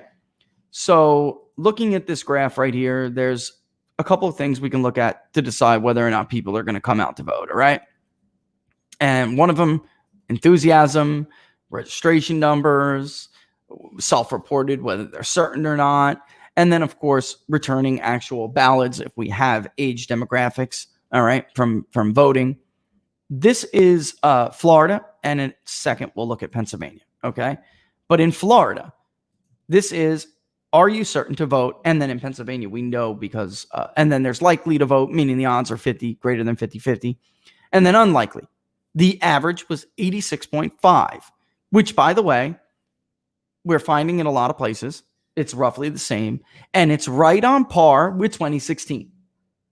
It is not on par. All right, same thing with Gallup. We were very similar to Gallup, where they have their own indications. We have ours. It's very similar to Gallup, meaning a little bit more than 2016. I mean, a little bit more than 2012 as far as that than our self-reported numbers are, but higher than 20, but about as high as 2016, because 2016 compared to 2012 was a higher turnout election. It was about 7 million more voters in 2016 than there were in 2012. We are seeing an increase because of populations probably, but as far as the rate itself, there's no, I mean, there are always fluctuations from year to year, but as far as the rate, the turnout rate is looking about the same. That would make this a max, if and I'm being nice here, 145 million. Max. There is no giant surge. And if there is, you better find out where the hell that came from, because it's just, it would be wholly suspicious to me. 68% of 18 to 29-year-olds told us they were certain to vote. 80.7% of workers age 30 to 44. And 92.9%, 45 to 64, seniors, 94.8. Trump in Florida was carrying every age group except for 18 to 29. And let me tell you why. In 2016, he lost 18 to 29 in Florida, and he lost 30 to 44. All right. He won 45 to 64 and 65 plus. The 30 to 44 category and the 45 to 64 category are working categories, like prime working age categories. All right. Trump's 30 to 44 margins have gotten better for him, even as in not this state, but a state like Pennsylvania. We see Joe Biden doing better with senior voters. All right. Why? I think that there's just a worker element there. I don't know what else to say. I mean, he looks to have won some working younger people that he didn't win everywhere else. And that's interesting because everyone is talking about the senior vote. All right. And they are more likely to vote, and they're more of the electorate a lot of the times. But what if Trump adds this new vote to, right? I mean, what if that was to happen? And it looks like it possibly can. Then that makes everything a little bit more interesting. In a state like Pennsylvania, however, he needs to pull. That's one of the reasons why he was down to Biden by 2 points. He's got to pull those voters back. There's just no doubt. He's got to pull them back. So that's enthusiasm, right? So let's look at enthusiasm next. I mean, bottom line is, young voters, no evidence in this that they intend to come out screaming and yelling in higher rates. And by the way, this is roughly it's a little bit lower than 2016, and it's more looking like 2018. And 2018 was a good election for Democrats, but it wasn't a great electorate. Democrats just did better with the people who showed up, which did indicate a little bit of mind changing. All right. And that mind changing was done over healthcare. But younger voters were less of the electorate in Pennsylvania than they were in 2016. They were in Florida. They were far less. All right. And the reason teeing up Pennsylvania. Here's Florida again, just enthusiasm. How enthusiastic are you about voting for your preferred candidate? In extremely, that's the number that really matters here. All right. Extremely, the average 57.6. Donald Trump led among the extremely group. Of course, he always does. But the 18 to 29-year-old was only 39.5% told us that they were extremely enthusiastic. Again, way below the average. In Pennsylvania, which I'm trying to pull up here, we have numbers for if you already voted, right? So we know whether you already voted or not. And that one is interesting because it tells us a lot. And I don't know why it will not let me pull this damn thing out. Here we go. Come on. Come on, sucker. Come on. There we go. Tell me I got it. All right. Give me 1 second to rename it and upload it. All right. Son of a gun, man. PA age likelihood. Yeah, this matters, Laura, because this tells us too how many of them already voted. It's a little bit better than in Florida. I would love to, when we circle back to Florida, I would love to ask that question the way we asked it in Pennsylvania, because that'll give us an actual idea of how many people voted and then intended to go out and vote. Here's likelihood. All right. So PA enthusiasm. Let's look at enthusiasm first for younger voters. And look, by the way, look at the seniors in Florida, 65% enthusiastic, 62%, 45 to 64, 30 to 44, 55.3.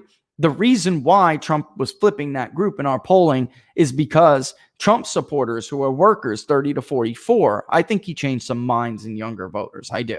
But also those who support Donald Trump were much more enthusiastic and much more likely in a self-report to tell us they were going to vote. Okay. So that is Florida. Let's look at Pennsylvania.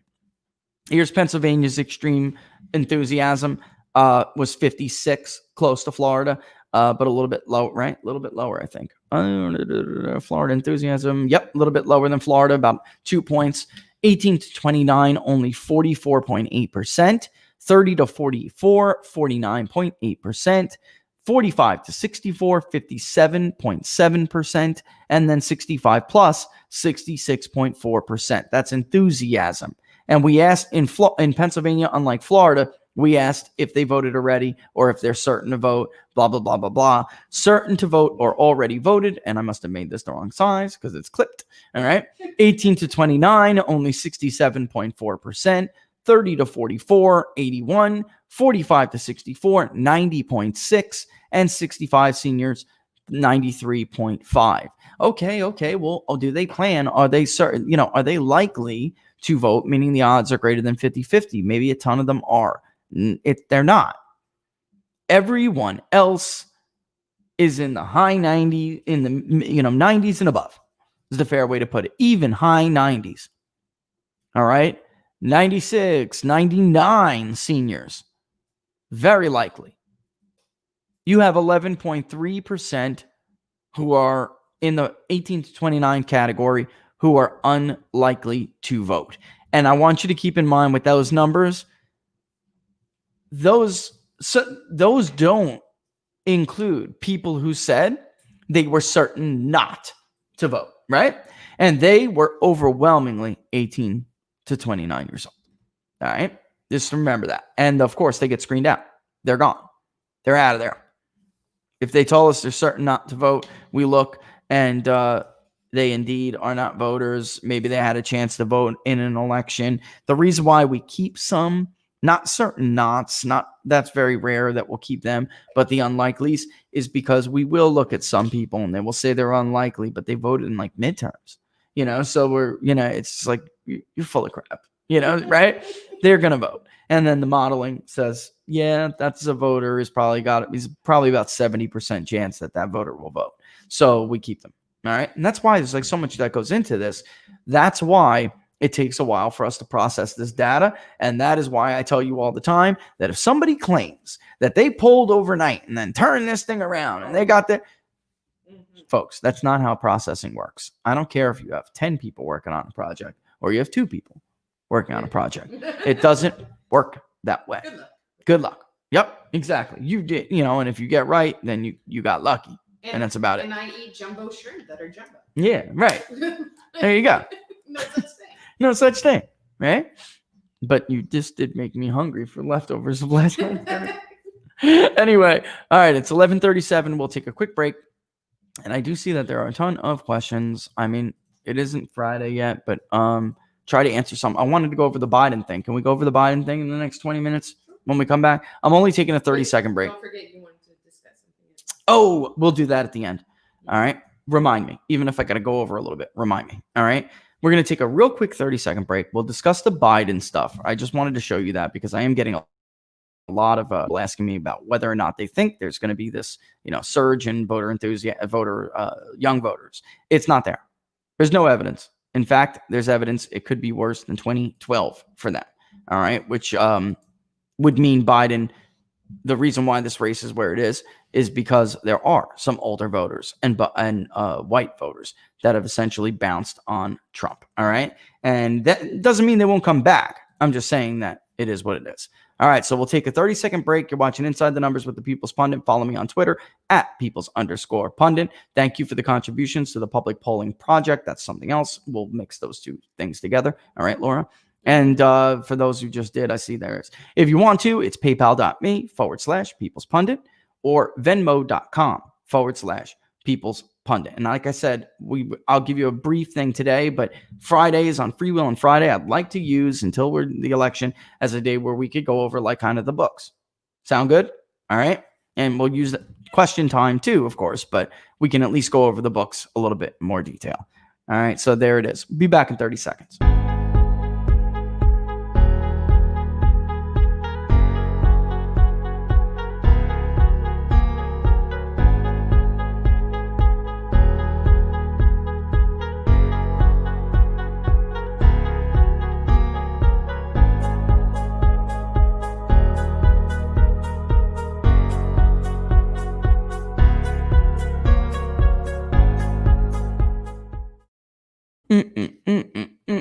All right. We're back after my quick 30-second water break. All right. Let's look at this Biden thing. No one's going to report it except for the New York Post, Fox News. Trump is absolutely right. Fox News is totally in the tank for Joe Biden. They have been forever now. So it is what it is. I mean, that's just what it is. All right. There are a couple stories on the New York Post. All right. That's the other one. Let's go to the headline one, actually. Hold on. That is the email. Like I told you, Todd Wood actually reported this already, that he, in fact, was using his relationship with his daddy to leverage that. All right. So there was smoking gun emails here. All right. There is. Why does this matter? People might say. All right. The bottom line is Joe Biden said, and where did this go? This is a different thing. Why are they redirecting me to different stories? Joe Biden said he never spoke to his son about, all right, that he never spoke to his son about, and look at how many oh my God. Voters have a right to know what Joe Biden did for his son, Hunter Devine. Hunter Biden emails show leveraging links with dad to boost Burisma. Obama conference call leaked to Burisma. Biden emails. There's like 4 exclusive stories up right now that are all very bad for Joe Biden. He said he didn't do anything wrong and that he never spoke to his son about any of these people. If you Todd, and I guess it is this one, smoking gun email, Senate committee. Oh, they updated it because the Senate committee now is going to investigate it, right? So the bottom line is, let's go down and read the email. Here it is. Biden said last year, I have never spoken to my son about his overseas business dealings, including his reported $83,000 monthly pay on Burisma board income. All right. For those who don't know, and you guys know how I feel about addiction, you know my own personal story. I don't like ever criticizing somebody who is an addict, all right? But it is still relevant here in the fact that the man is not an expert in anything Eastern Europe. He was discharged because he had cocaine in his system. If he wasn't a senator's son, right? I ain't no fortunate son. If it was me, you, or anybody else, and we pissed dirty for cocaine, we would be dishonorably discharged. He received a general discharge because his daddy was Joe Biden. All right. If you guys ever served, you know, yes, for an officer or a candidate, there is a process that goes through, but you will almost always get a dishonorable discharge. All right. It happened to a friend of mine. He was on steroids. He was caught. He was dishonorably discharged as a candidate in OCS. All right. It will happen. Unless, of course, you're a fortunate son, right, John Fogerty? Right? It ain't me. That's exactly. He's talking about Al Gore right there. Al Gore. He is. He's talking about Al Gore. Unless you're a senator's son, then you get to dodge the draft and you get to get general discharges instead of dishonorable discharges. The man does not speak Ukrainian or any Eastern European Slavic language. He has no energy experience. This smells like crap. He was paid because he is Joe Biden's son and he could influence U.S.-Ukraine relations. If you guys don't know the backstory, there's really more to it. They wanted the corrupt Petro Poroshenko regime because they knew they could get all of these corrupt energy companies in there. Soros was going to put a ton of money behind energy in Ukraine and reform the economy, right? It's a load of crap. It was to make their friends tons of money and to make their order more powerful and wealthy. That's it. There's nothing to do with what was good for U.S. and Ukraine relations. Definitely wasn't what was good for the Ukrainian people. Mm-hmm. All right. This is very dirty stuff, but this is the world order. But if you call it whatever you want to call it, this is globalism. This is what it is. All right. And in any event, he lied and said that he had no dealings. We knew that was not true, even if you just listen to some of the audio tapes that Todd Wood had published, because he's referencing making peripheral references to some of these business relationships. So you already know that he fully understands who his son is working for. He knows this guy. He knows that guy. He knows where the money's coming. He knows where the money's coming. He knows where the money's going. He's a freaking liar. He comes across like good old Uncle Joe, but he's dirty. He has been dirty for a long time. He's dirty. Here, he does the bidding of credit card companies and other consumer monsters. And overseas, he does the bidding of his friends like this. All right. And it's not just Ukraine. Joe's been making his family rich across seas for decades. It's in China. It's his brother. It's his in-laws. I mean, it's a ton of people. You would think that media would do some work on this, but they don't care. All right. So anyway, this is what I've never spoken to my son about his overseas dealings, blah, blah, blah. All right. But the repairman contacted House Democrats, impeached Trump in December for asking Ukraine to investigate Hunter Biden's employment. The repairman contacted the committee in late September, one day after it released a report on Joe Biden's apparent conflicts of interest in his son's international business dealings, including a claim he received $3.5 million from the wife of Moscow's former mayor. That was something he said during the debate. He vehemently pushed, that's not true. He told Donald Trump, it is true. It's a Treasury document. It isn't some fake or unsourced, anonymous source, whatever claim. It is true. All right. So the repairman provided correspondence to the Post documenting his outreach to the committee. All right. And here we go. He spoke on October 15th with 3 members of the committee staff itself. We regularly speak with individuals who emails the committee whistleblowers account to determine whether we can validate their claims, Johnson spokesman said. That's Ron Johnson of Wisconsin. All right. I guess they're like revamping this, but let's get to the other one. The other one matters more. Hold on, guys. This is all well and good, but this one matters more. This is just Ron Johnson saying that he's going to investigate it. Oh, my God. The ads. New York Post, the ads. Holy crap. They got to make their money. They're terrible. Yeah, I know, but this is abysmal. All right. Here, let's click on this one first. I opened this in another link in case I have to look at it. But look, the emails show that Hunter introduced the businessman to his dad. I know there's all this stuff going on. I hate these things. I cannot stand websites that do this. All right, so here's Robert. The announcement of my guy's upcoming travel should be characterized as part of the advice and thinking, but what will he say and do is out of our hands. In other words, it could be a really good thing if we end up creating too great an expectation. We need to temper expectations regarding that visit. The contract should begin now, not after the upcoming visit of my guy. That should include a retainer into the range of $25K with additional fees. Oh my God. Where appropriate for more in-depth work to go to BSF, all right, Burisma.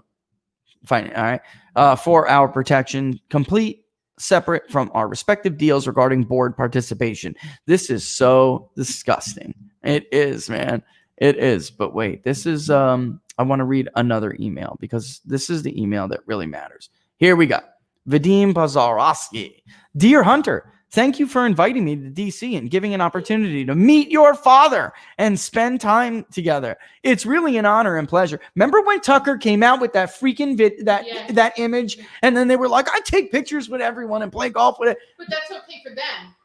Oh, but picture with somebody, God forbid, impeach the guy, hang him, make his effigies burn next to his body, right? But this is like they lied. When he put that image up, they said, they blew it off like it was just some happenstance run in the middle. Dear Hunter, thank you for inviting me to DC and giving me an opportunity to meet your father and spend time with him together. It's reality and it's really an honor and pleasure. As we spoke yesterday evening, would be great to meet today for a quick coffee. What do you think? I could come to your office somewhere around noon or so before on my way to the airport. Best V. It doesn't get any better than that, folks. But he never met him. When you're so chummy, right? When you're so chummy with Eastern European business oligarchs that are just like scumbags, they sign their email to you. V. I mean, I bet you it makes him feel important. Oh my God. This is so ridiculous. How do you talk yourself out of that? Like, really? Photos of a Delaware federal subpoena given to the Post show that both the computer. Oh, wait. Here we go. All right. The computer is dropped off. Oh, this is great. So what I just read to you, the blockbuster correspondence, which flies in the face of Joe Biden's claims that he, quote, never spoken to my son about his overall business dealings, unquote, is contained in a massive trove of data recovered from a laptop computer. The computer was dropped off at a repair shop in Biden's home state of Delaware in April 2019, according to the store owner. Other material extracted from the computer includes a raunchy 12-minute video that appears to show Hunter, who's admitted struggling with addiction problems, smoking crack while engaged in a sex act with an unidentified woman who's not his brother's girl, clearly, who he took after he died. This is one cracked up family, dude. Yeah, man. You got a love child that the presidential candidate, the presidential nominee won't even acknowledge as his grandchild, as well as numerous other sexually explicit images. This is a dirty family. This is a dirtbag family. Guys, my apologies for inserting my opinion because I don't like to do that. This is one worse than dirtbag because they act like they're not. Like at least with Donald Trump, you know what he is. Mm-hmm. You know what he is. He doesn't lie to you, but but I'm going to do this for you. And then he fulfills his promises, whether you like the policy or not.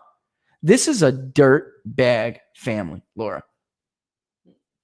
Disgusting. And then he's got the nerve to say, wait a minute, how dare you talk about my son to Donald Trump in the debate? I'm not even talking. Who the hell knows about Bo either, Laura? How do we know Bo was some great, nice stand-up guy? The rest of the family is a bunch of scumbags. This old man won't even acknowledge a baby. He is rich beyond rich. He has every advantage he could provide to this child, but he won't do it. Why? Because he wants to be president. So he can't acknowledge this bastard baby right now. He can't acknowledge the bastard. Right? These people are pieces of trash. And I don't understand how this cannot be translated over to, like, look at the difference between these two families. Trump's family stopped all their businesses. Yeah. I don't know if you guys can hear, but what she's basically saying is, because they probably can't hear you, your mic's muted, but what she's saying is Trump's family, Trump stopped all his business connections with his family. But you know what the difference is, Laura? Don Jr. and Eric never made money from their dad being a public servant. They were always private people. That's what's very different. But I'm saying they completely, he took it serious. Meanwhile, Biden and his family is getting paid on the side the whole way through until all of a sudden they realized they were really going to be the candidate, and then they tried to hide everything real fast. And where Trump's family, they totally disassociated their father from all business and lost millions too, doing just so his father could be an honest president. Because listen, for people who don't understand or know this, Trump, forget about him being a real estate developer and a builder. What he really was a master brander. And to lose him, not only to lose him from the family business as the brand, but to take a hit to his brand the way he has. When you pick a side in politics, you take a hit in the consumer world. All right. Because that is just it. All right. So let me just get this out here. The customer who brought in the water damaged MacBook Pro for repair never paid for the service or retrieved it or a hard drive on which its contents were stored. According to the shop owner, who said he tried repeatedly to contact the client, the shop owner couldn't positively identify the customer as Hunter Biden, but said the laptop bore a sticker from the Beau Biden Foundation, named after Hunter's late brother and former Delaware Attorney General. What kind of filthy dirtbags? I'm sorry. I don't mean this, but I am so. Who raises money off of your dead son and your dead brother? And then don't tell me you're not profiting from it. I bet you that laptop, I'm willing to bet with the sticker on it, that laptop was purchased by the Beau Biden Foundation. How much you want to bet, Laura? I would bet right now. And for what? For Hunter to put his crack and sex escapades on it? Are you serious? Photos of the Delaware federal subpoena given to the Post show that both the computer and hard drive were seized by the FBI in December. Could you imagine if the FBI had Don Jr. engaging in sexually explicit behaviors outside of his marriage, outside of and he was smoking crack? Do you think we wouldn't have had that leaked the moment the FBI took control of it? He'd be wearing an orange jumpsuit singing "Nobody Knows But Jesus." And by the way, the shop owner says he alerted the feds to their existence. The FBI buried it. Where is it? Steve Bannon, former advisor to President Trump, told the Post about the existence of the hard drive in late September. And Giuliani provided the Post with a copy of it on Sunday. Where is it?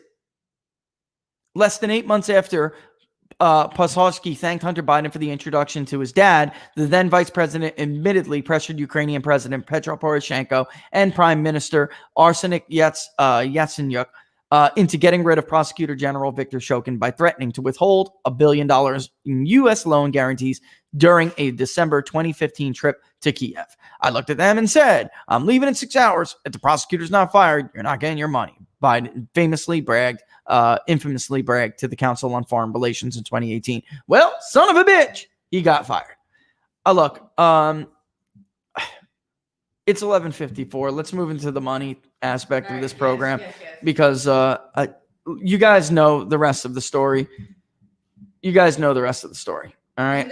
If I don't shut up, I am a pollster and should stick to that. If I don't shut up, I'm going to say something I regret here, So I'm going to kick this off. We're going to talk about the polling project because this kind of stuff just makes me. Data polling project. Yep. Not PPP. I said the polling project. I know the people Oh, associated. no, guys, for the millionth time. PPD. First of all, PPP is a left-wing polling firm. All right. PPD is separate from that. PPD is a mother corporation. Mm-hmm. Big Data Poll is the firm who conducts polling. This is something that really pisses me off when I get criticized too by some people, because they're like PPP. If you would do your research, you would know there is no PPP, PPD, whatever the hell you even, All right, so let's get into the situation here. All right, we're gonna start Arizona. I don't know what you guys. I was thinking of making it very similar to Florida. Of course, we have to add leaners, right? This time. And we have to talk about whether or not people voted. There will be a lot of votes by mail. And then I'm wondering, in the case of Arizona, if it will be different than traditional years, because Republicans do vote by mail in Arizona quite a bit. All right. So we have primaries to go off of, but I'm wondering what the self-reporting aspect to that is. All right. So let me just say let me go back and let's look at activity. I want to give you guys some numbers briefly, but we will go over it in more detail. We've raised a little over $4,000 for the Florida poll, which it costs more than that to do because Florida's big. But we footed that, whatever, no big deal. And then with Pennsylvania, and then Arizona was coming up. With Pennsylvania, actually costs a little bit more than Florida, but there was about 6 raised for. All right. So, or no, there was more. It was like, that's why I'm waiting for this thing to load up. I would like to actually say it. It cost about a little bit less, but not too much less, but a little bit less than Florida. And where's the transfer numbers here, man? This is payments, what people sent to us. Isn't there a way I can go and look at actual just transactions, like money in, money out transactions? I have to go to the. All right, so 4 and change transferred to use for Florida. That was a little bit shy, but that was all right. And then there was, here we go. It's about 8 that was raised for Pennsylvania. Yes. All right, but that's more than we needed. So we took some of that and moved that over to Arizona. All right, which will cost roughly about the amount of Pennsylvania, a little bit less. There are less votes in Arizona, but I still want to shoot for 1,000 because 1,000 sample sizes. N equals 1,000 because of this talk about Maricopa County. And it really will come down to Maricopa County. We can look, Arizona's kind of easier in some respects because there's not that many counties and we can break them down pretty easily, but we need a sufficient amount in Maricopa to make sure that we got this right. Maricopa, if you guys have been following, it got more Republican in the voter file than it has since 2018. And it's more Republican than it was in 2016, in fact. So independence will have to be the key to Joe Biden there if he's going to swing Maricopa like Sinema swung Maricopa. What happened to McSally is that she had some defectors from female Republicans. And then Sinema won independence pretty handily. All right. You have the McCain family, who is not as strong in Maricopa as they are elsewhere, but they are doing their damnedest to help Democrats. The McCains have always been Democrats, folks. I hate to tell you, John McCain was one of the only traitors to Ronald Reagan during his famous tax reform bill. All right. I mean, he's got a long history of being a traitor. Maverick is what they call him. Others, people who betray, the media call Maverick. The rest of the world calls them traitors, right? So this is not a shocker. It wasn't as prevalent in 2016 as it is now. So it wasn't as open, I mean. So it's possible there's been a swing there, but independents in Maricopa County don't vote like independents in the rest of the state. All right. And we really need to make sure that we get enough of them to determine whether or not they are Biden could carry Maricopa, which he would have to. He would have to carry Maricopa to win the state. All right. That is almost a certainty. All right. So there we have it. We are about, I think, let me take a look at last glance. We are a little bit shy in Arizona. We work. I will, we'll put that up if we have to. But of course, everyone that has contributed We have to thank you for it. You guys have done a great job. Venmo, I got by popular demand. We raised about $610, it looks like, is in Venmo right now. So every bit counts, and that gets us a little bit closer. All right. So I propose on Friday we use this as days to like go over firm numbers, right? Do they make you transfer on Venmo after a certain amount? Why am I looking at a green bar? Oh, that's the checklist to get started. I thought they were going to make me. I was going to leave it until I'm ready to, I don't touch it until it's raised. And I did cut it off on Florida. There's something else I have to talk to you about, okay? As you guys know, this was kind of foisted. This public polling project was foisted. I don't like asking people for money. I'm not a fundraiser, okay? Never will be. What? Never have been. Never have been, never will be. We did this year, even though, I talked to Rasmussen guys about this, and they had said, hey, do you ever try to do this before? And they tried it, and I think they raised money for a few. I think it's pretty clear. We may be a little bit, I think we're having more success than they had. I don't know, we're having but more success than others. But we only do what you guys. Yeah, right. But the point, thank you for getting me back on track. And I know I'm going to go a little bit over here, but but the point of me doing this, the only reason I did this is because so many of you people asked. That's it. All right. In 2016, what we polled, we paid for because subscriptions did not cover that. It was a lot, and subscriptions simply did not cover it. So where I'm going with this is very simple. I'm not going to ask any more of you. All right, at this point. All right. It's either polling. You don't be careful if someone invokes my name, because apparently it's not just, it's a couple of things. This is as much as I feel like you guys can do, and I should ask you to do. This is a lot of money. You guys have raised a lot of money, right? I mean, this is why I wanted to go over this with you on Friday. Polling costs money. And they had to have raised, if it was like 8, then and 4, let's round 8 and 4. And so far they're like halfway with Arizona, or almost more than halfway because of Venmo. All right. There's like 600 in Venmo. You guys raised like $14,000. And that is, and I'm happy that we've had this success, but I am uncomfortable and bringing anything else up. And I know that there are other projects people wanted me to work on, but I never committed to asking people for money to make those projects happen. And I'm not doing it. And so, yeah, just be careful. We got a couple of things. All right. I'm on Twitter. I'm accessible. I'm easy to find. If someone invokes me and it's not the public, what we're doing here, you need to let me know. All right. So that's where we're at. I am unwilling and uncomfortable to extend our little relationship here into any other worlds. I never intended to be a Bill Mitchell, kind of person who lives off of Twitter. We don't need to ask people for money to survive. This is something totally different here. All right. And I'm not getting into it.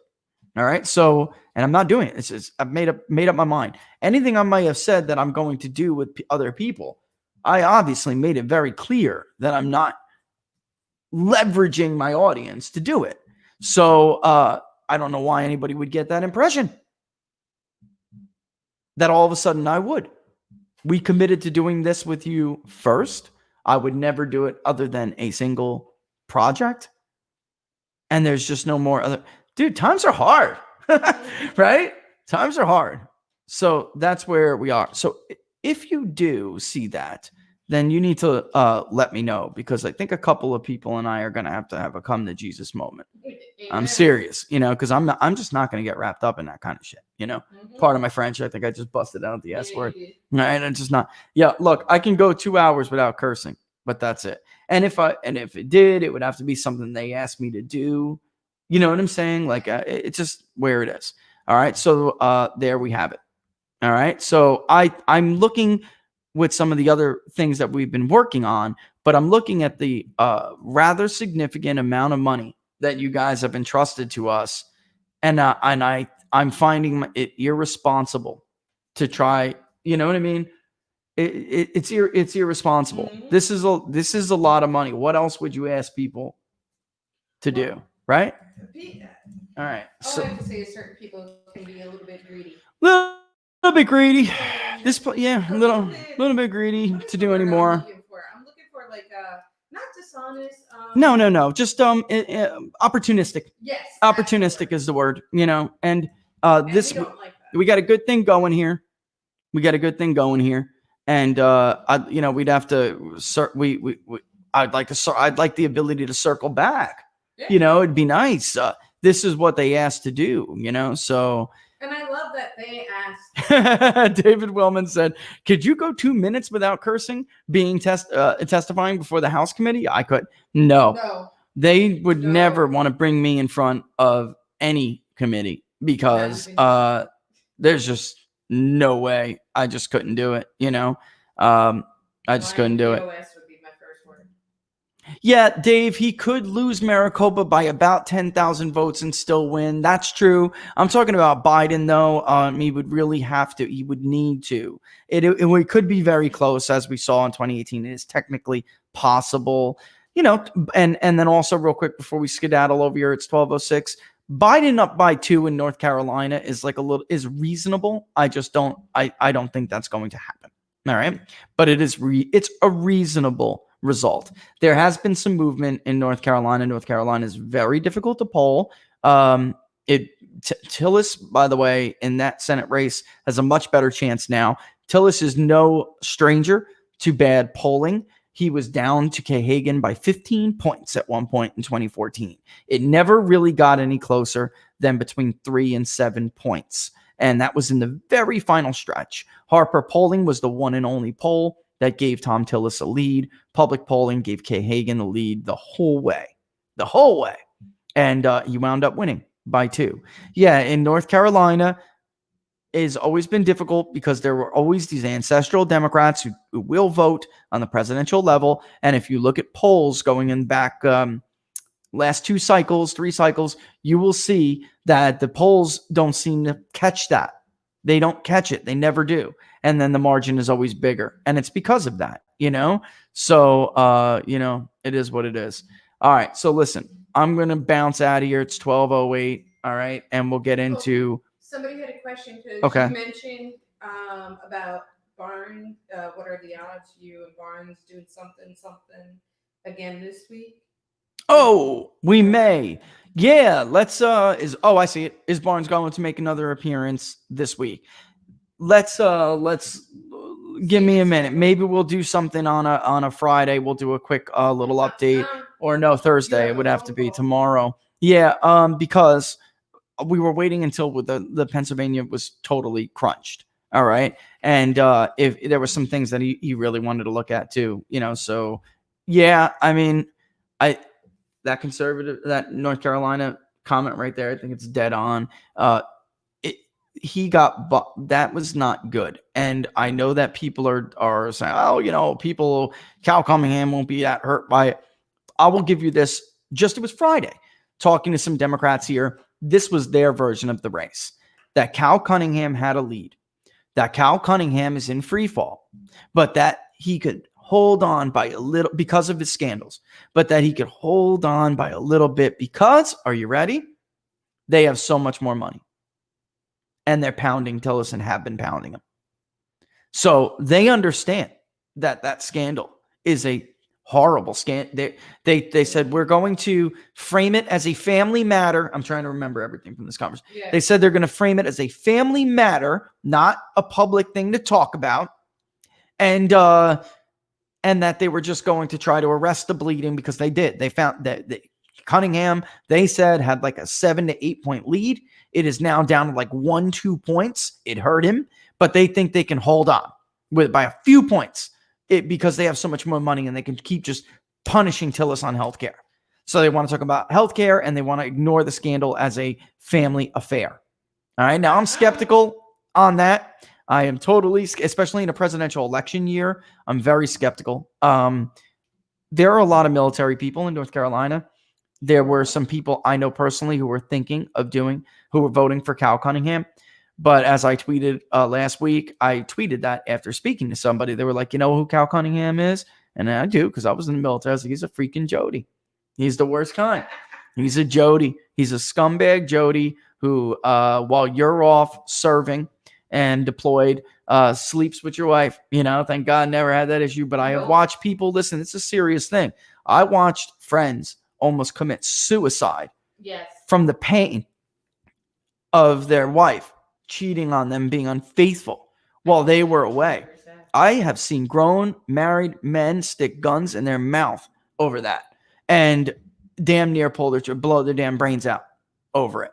So if you think, oh, it's just a family matter, oh, it's just an affair. No, Cal supposedly is a veteran himself. He knows what a dirtbag he is for doing what he did. There's just no doubt. I mean, he used campaign money to fly his mistress around there saying, yeah, that's what I saw in the Observer, the Charlottesville Observer, I think it is. There's just no way that people in this area, 45 minutes in either direction, are going to vote for him. Now, there were people who were. They were. But, and I imagine it hurt him even more in the southern part and the western parts of the state. We're in the Atlantic coast, which tends to be actually, aside from the triangle, tends to be a little bit more liberal, even though it's not, my district is not liberal, but towns, there are pockets of shore towns. So I think he bit it with them bad because these are people who are, it is what it is. You're in the triad. Yep. So I did notice his signs vanished here. That honestly, there were a few and they're gone. There was a one big Biden sign too out in front of this. I don't want to say it because someone may know the business I'm talking about, but it is a business in the trucking industry. I will say that. And there we have service routes. So you go down 70 and there are service routes on each side. There was this big Biden sign that was put out in front of this guy's thing. And he's like, that damn sign off my property. And they're like, he's like, I'm losing business. This is a Trump plus 30 area over here. Damn it. Get that. Because it was a big eyesore, Biden Harris. Anyway, they said they were going to come back with the ACLU because he ripped it down. And in the end, they could have moved it to the service road spot. But they didn't. They wanted to put it by the end so people could see it better. And he was like, that is giving a false impression that is my sign. Mm-hmm. And first of all, I am supporting the president. Second of all, the vast majority of my customers are supporting the president. I don't want this damn sign here. So he ripped it down. They said they're going to come back with the ACLU. The community backed him. They were like, burn that sign to the ground. They backed him, but apparently they didn't come back. So, I'm with Persuasion Pirate. We saw a few here and there, and they're gone now. So, so there it is. Yeah, if you show, right, if you and yeah, I'll leave that off. But right, if you pledge to be something you are not and then get exposed as something else, that's more damaging than the actual scandal itself, right? Because then you just make yourself look like a liar and a fraud, right? And if people can't trust you to tell, right, simple truth like that. That's really what it comes down to, folks. It may not even be a morality issue, right? So there we have it. All right. So I'm sure Laura sent you all those links. Don't forget, if you haven't, to like the page People's Pundit Daily on Facebook and to subscribe to People's Pundit Daily on YouTube. Hit that notification bell, and that will let you know when we go live. I'm going to kick rocks and get out of here. I'm going to build Arizona. We'll go over the questionnaire tomorrow, okay, on the show. All right. Sounds good. And I'll ask Barnes. All right. Maybe he can pop on the show tomorrow for a little bit. Maybe we'll do that. Maybe he can pop on the show for a little bit, and we can tailor some cool. He always has some great suggestions. Like, why don't you ask about ancestry in Pennsylvania? Why don't you break that down like that? That was a great question. The shy voter thing, that was his question. We've asked about shy voters, but it was a little bit different. And then he got me thinking, and I thought about how I wanted to phrase the comfort political beliefs. So we can go over Arizona, be a little bit about a hybrid. It's a smaller state, different issues, so we have to change some stuff up. We'll show that tomorrow. It'd be really cool. All right. So all the best, folks. Thanks for watching Inside the Numbers with the People's Pundit. And I will see you back at 10 a.m. Eastern Standard Time tomorrow. I will leave you with the soothing sounds of the Bone Band.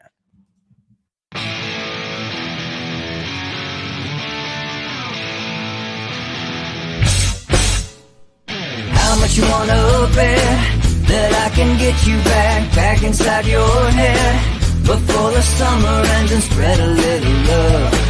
Just for a little fun, I'll make you come back to me before the rise of every sun. Baby, it's meant to be, I know you got a man, but he don't understand. You're gonna be a heartbreaker, you're such a love taker. So just suck me in and you can toss me like a cigarette, 'cause I just wanna be a bad habit, yeah.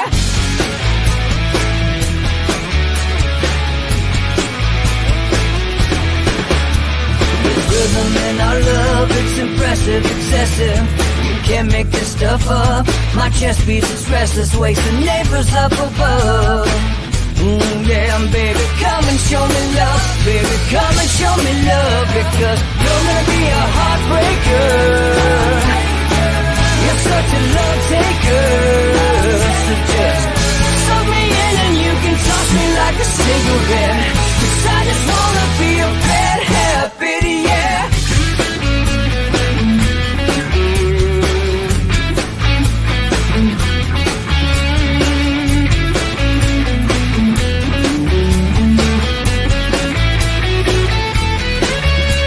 We can get on a plane and take a one-way ride, steal us away to find a place we can hide. It wouldn't take much to spear for a night, just to give in to the need and leave it all behind. 'Cause I know that you know that I know that you want me. You told me, now show me, come blow me away. 'Cause I know that you know that I know that you want me. You told me, now show me, come blow me away.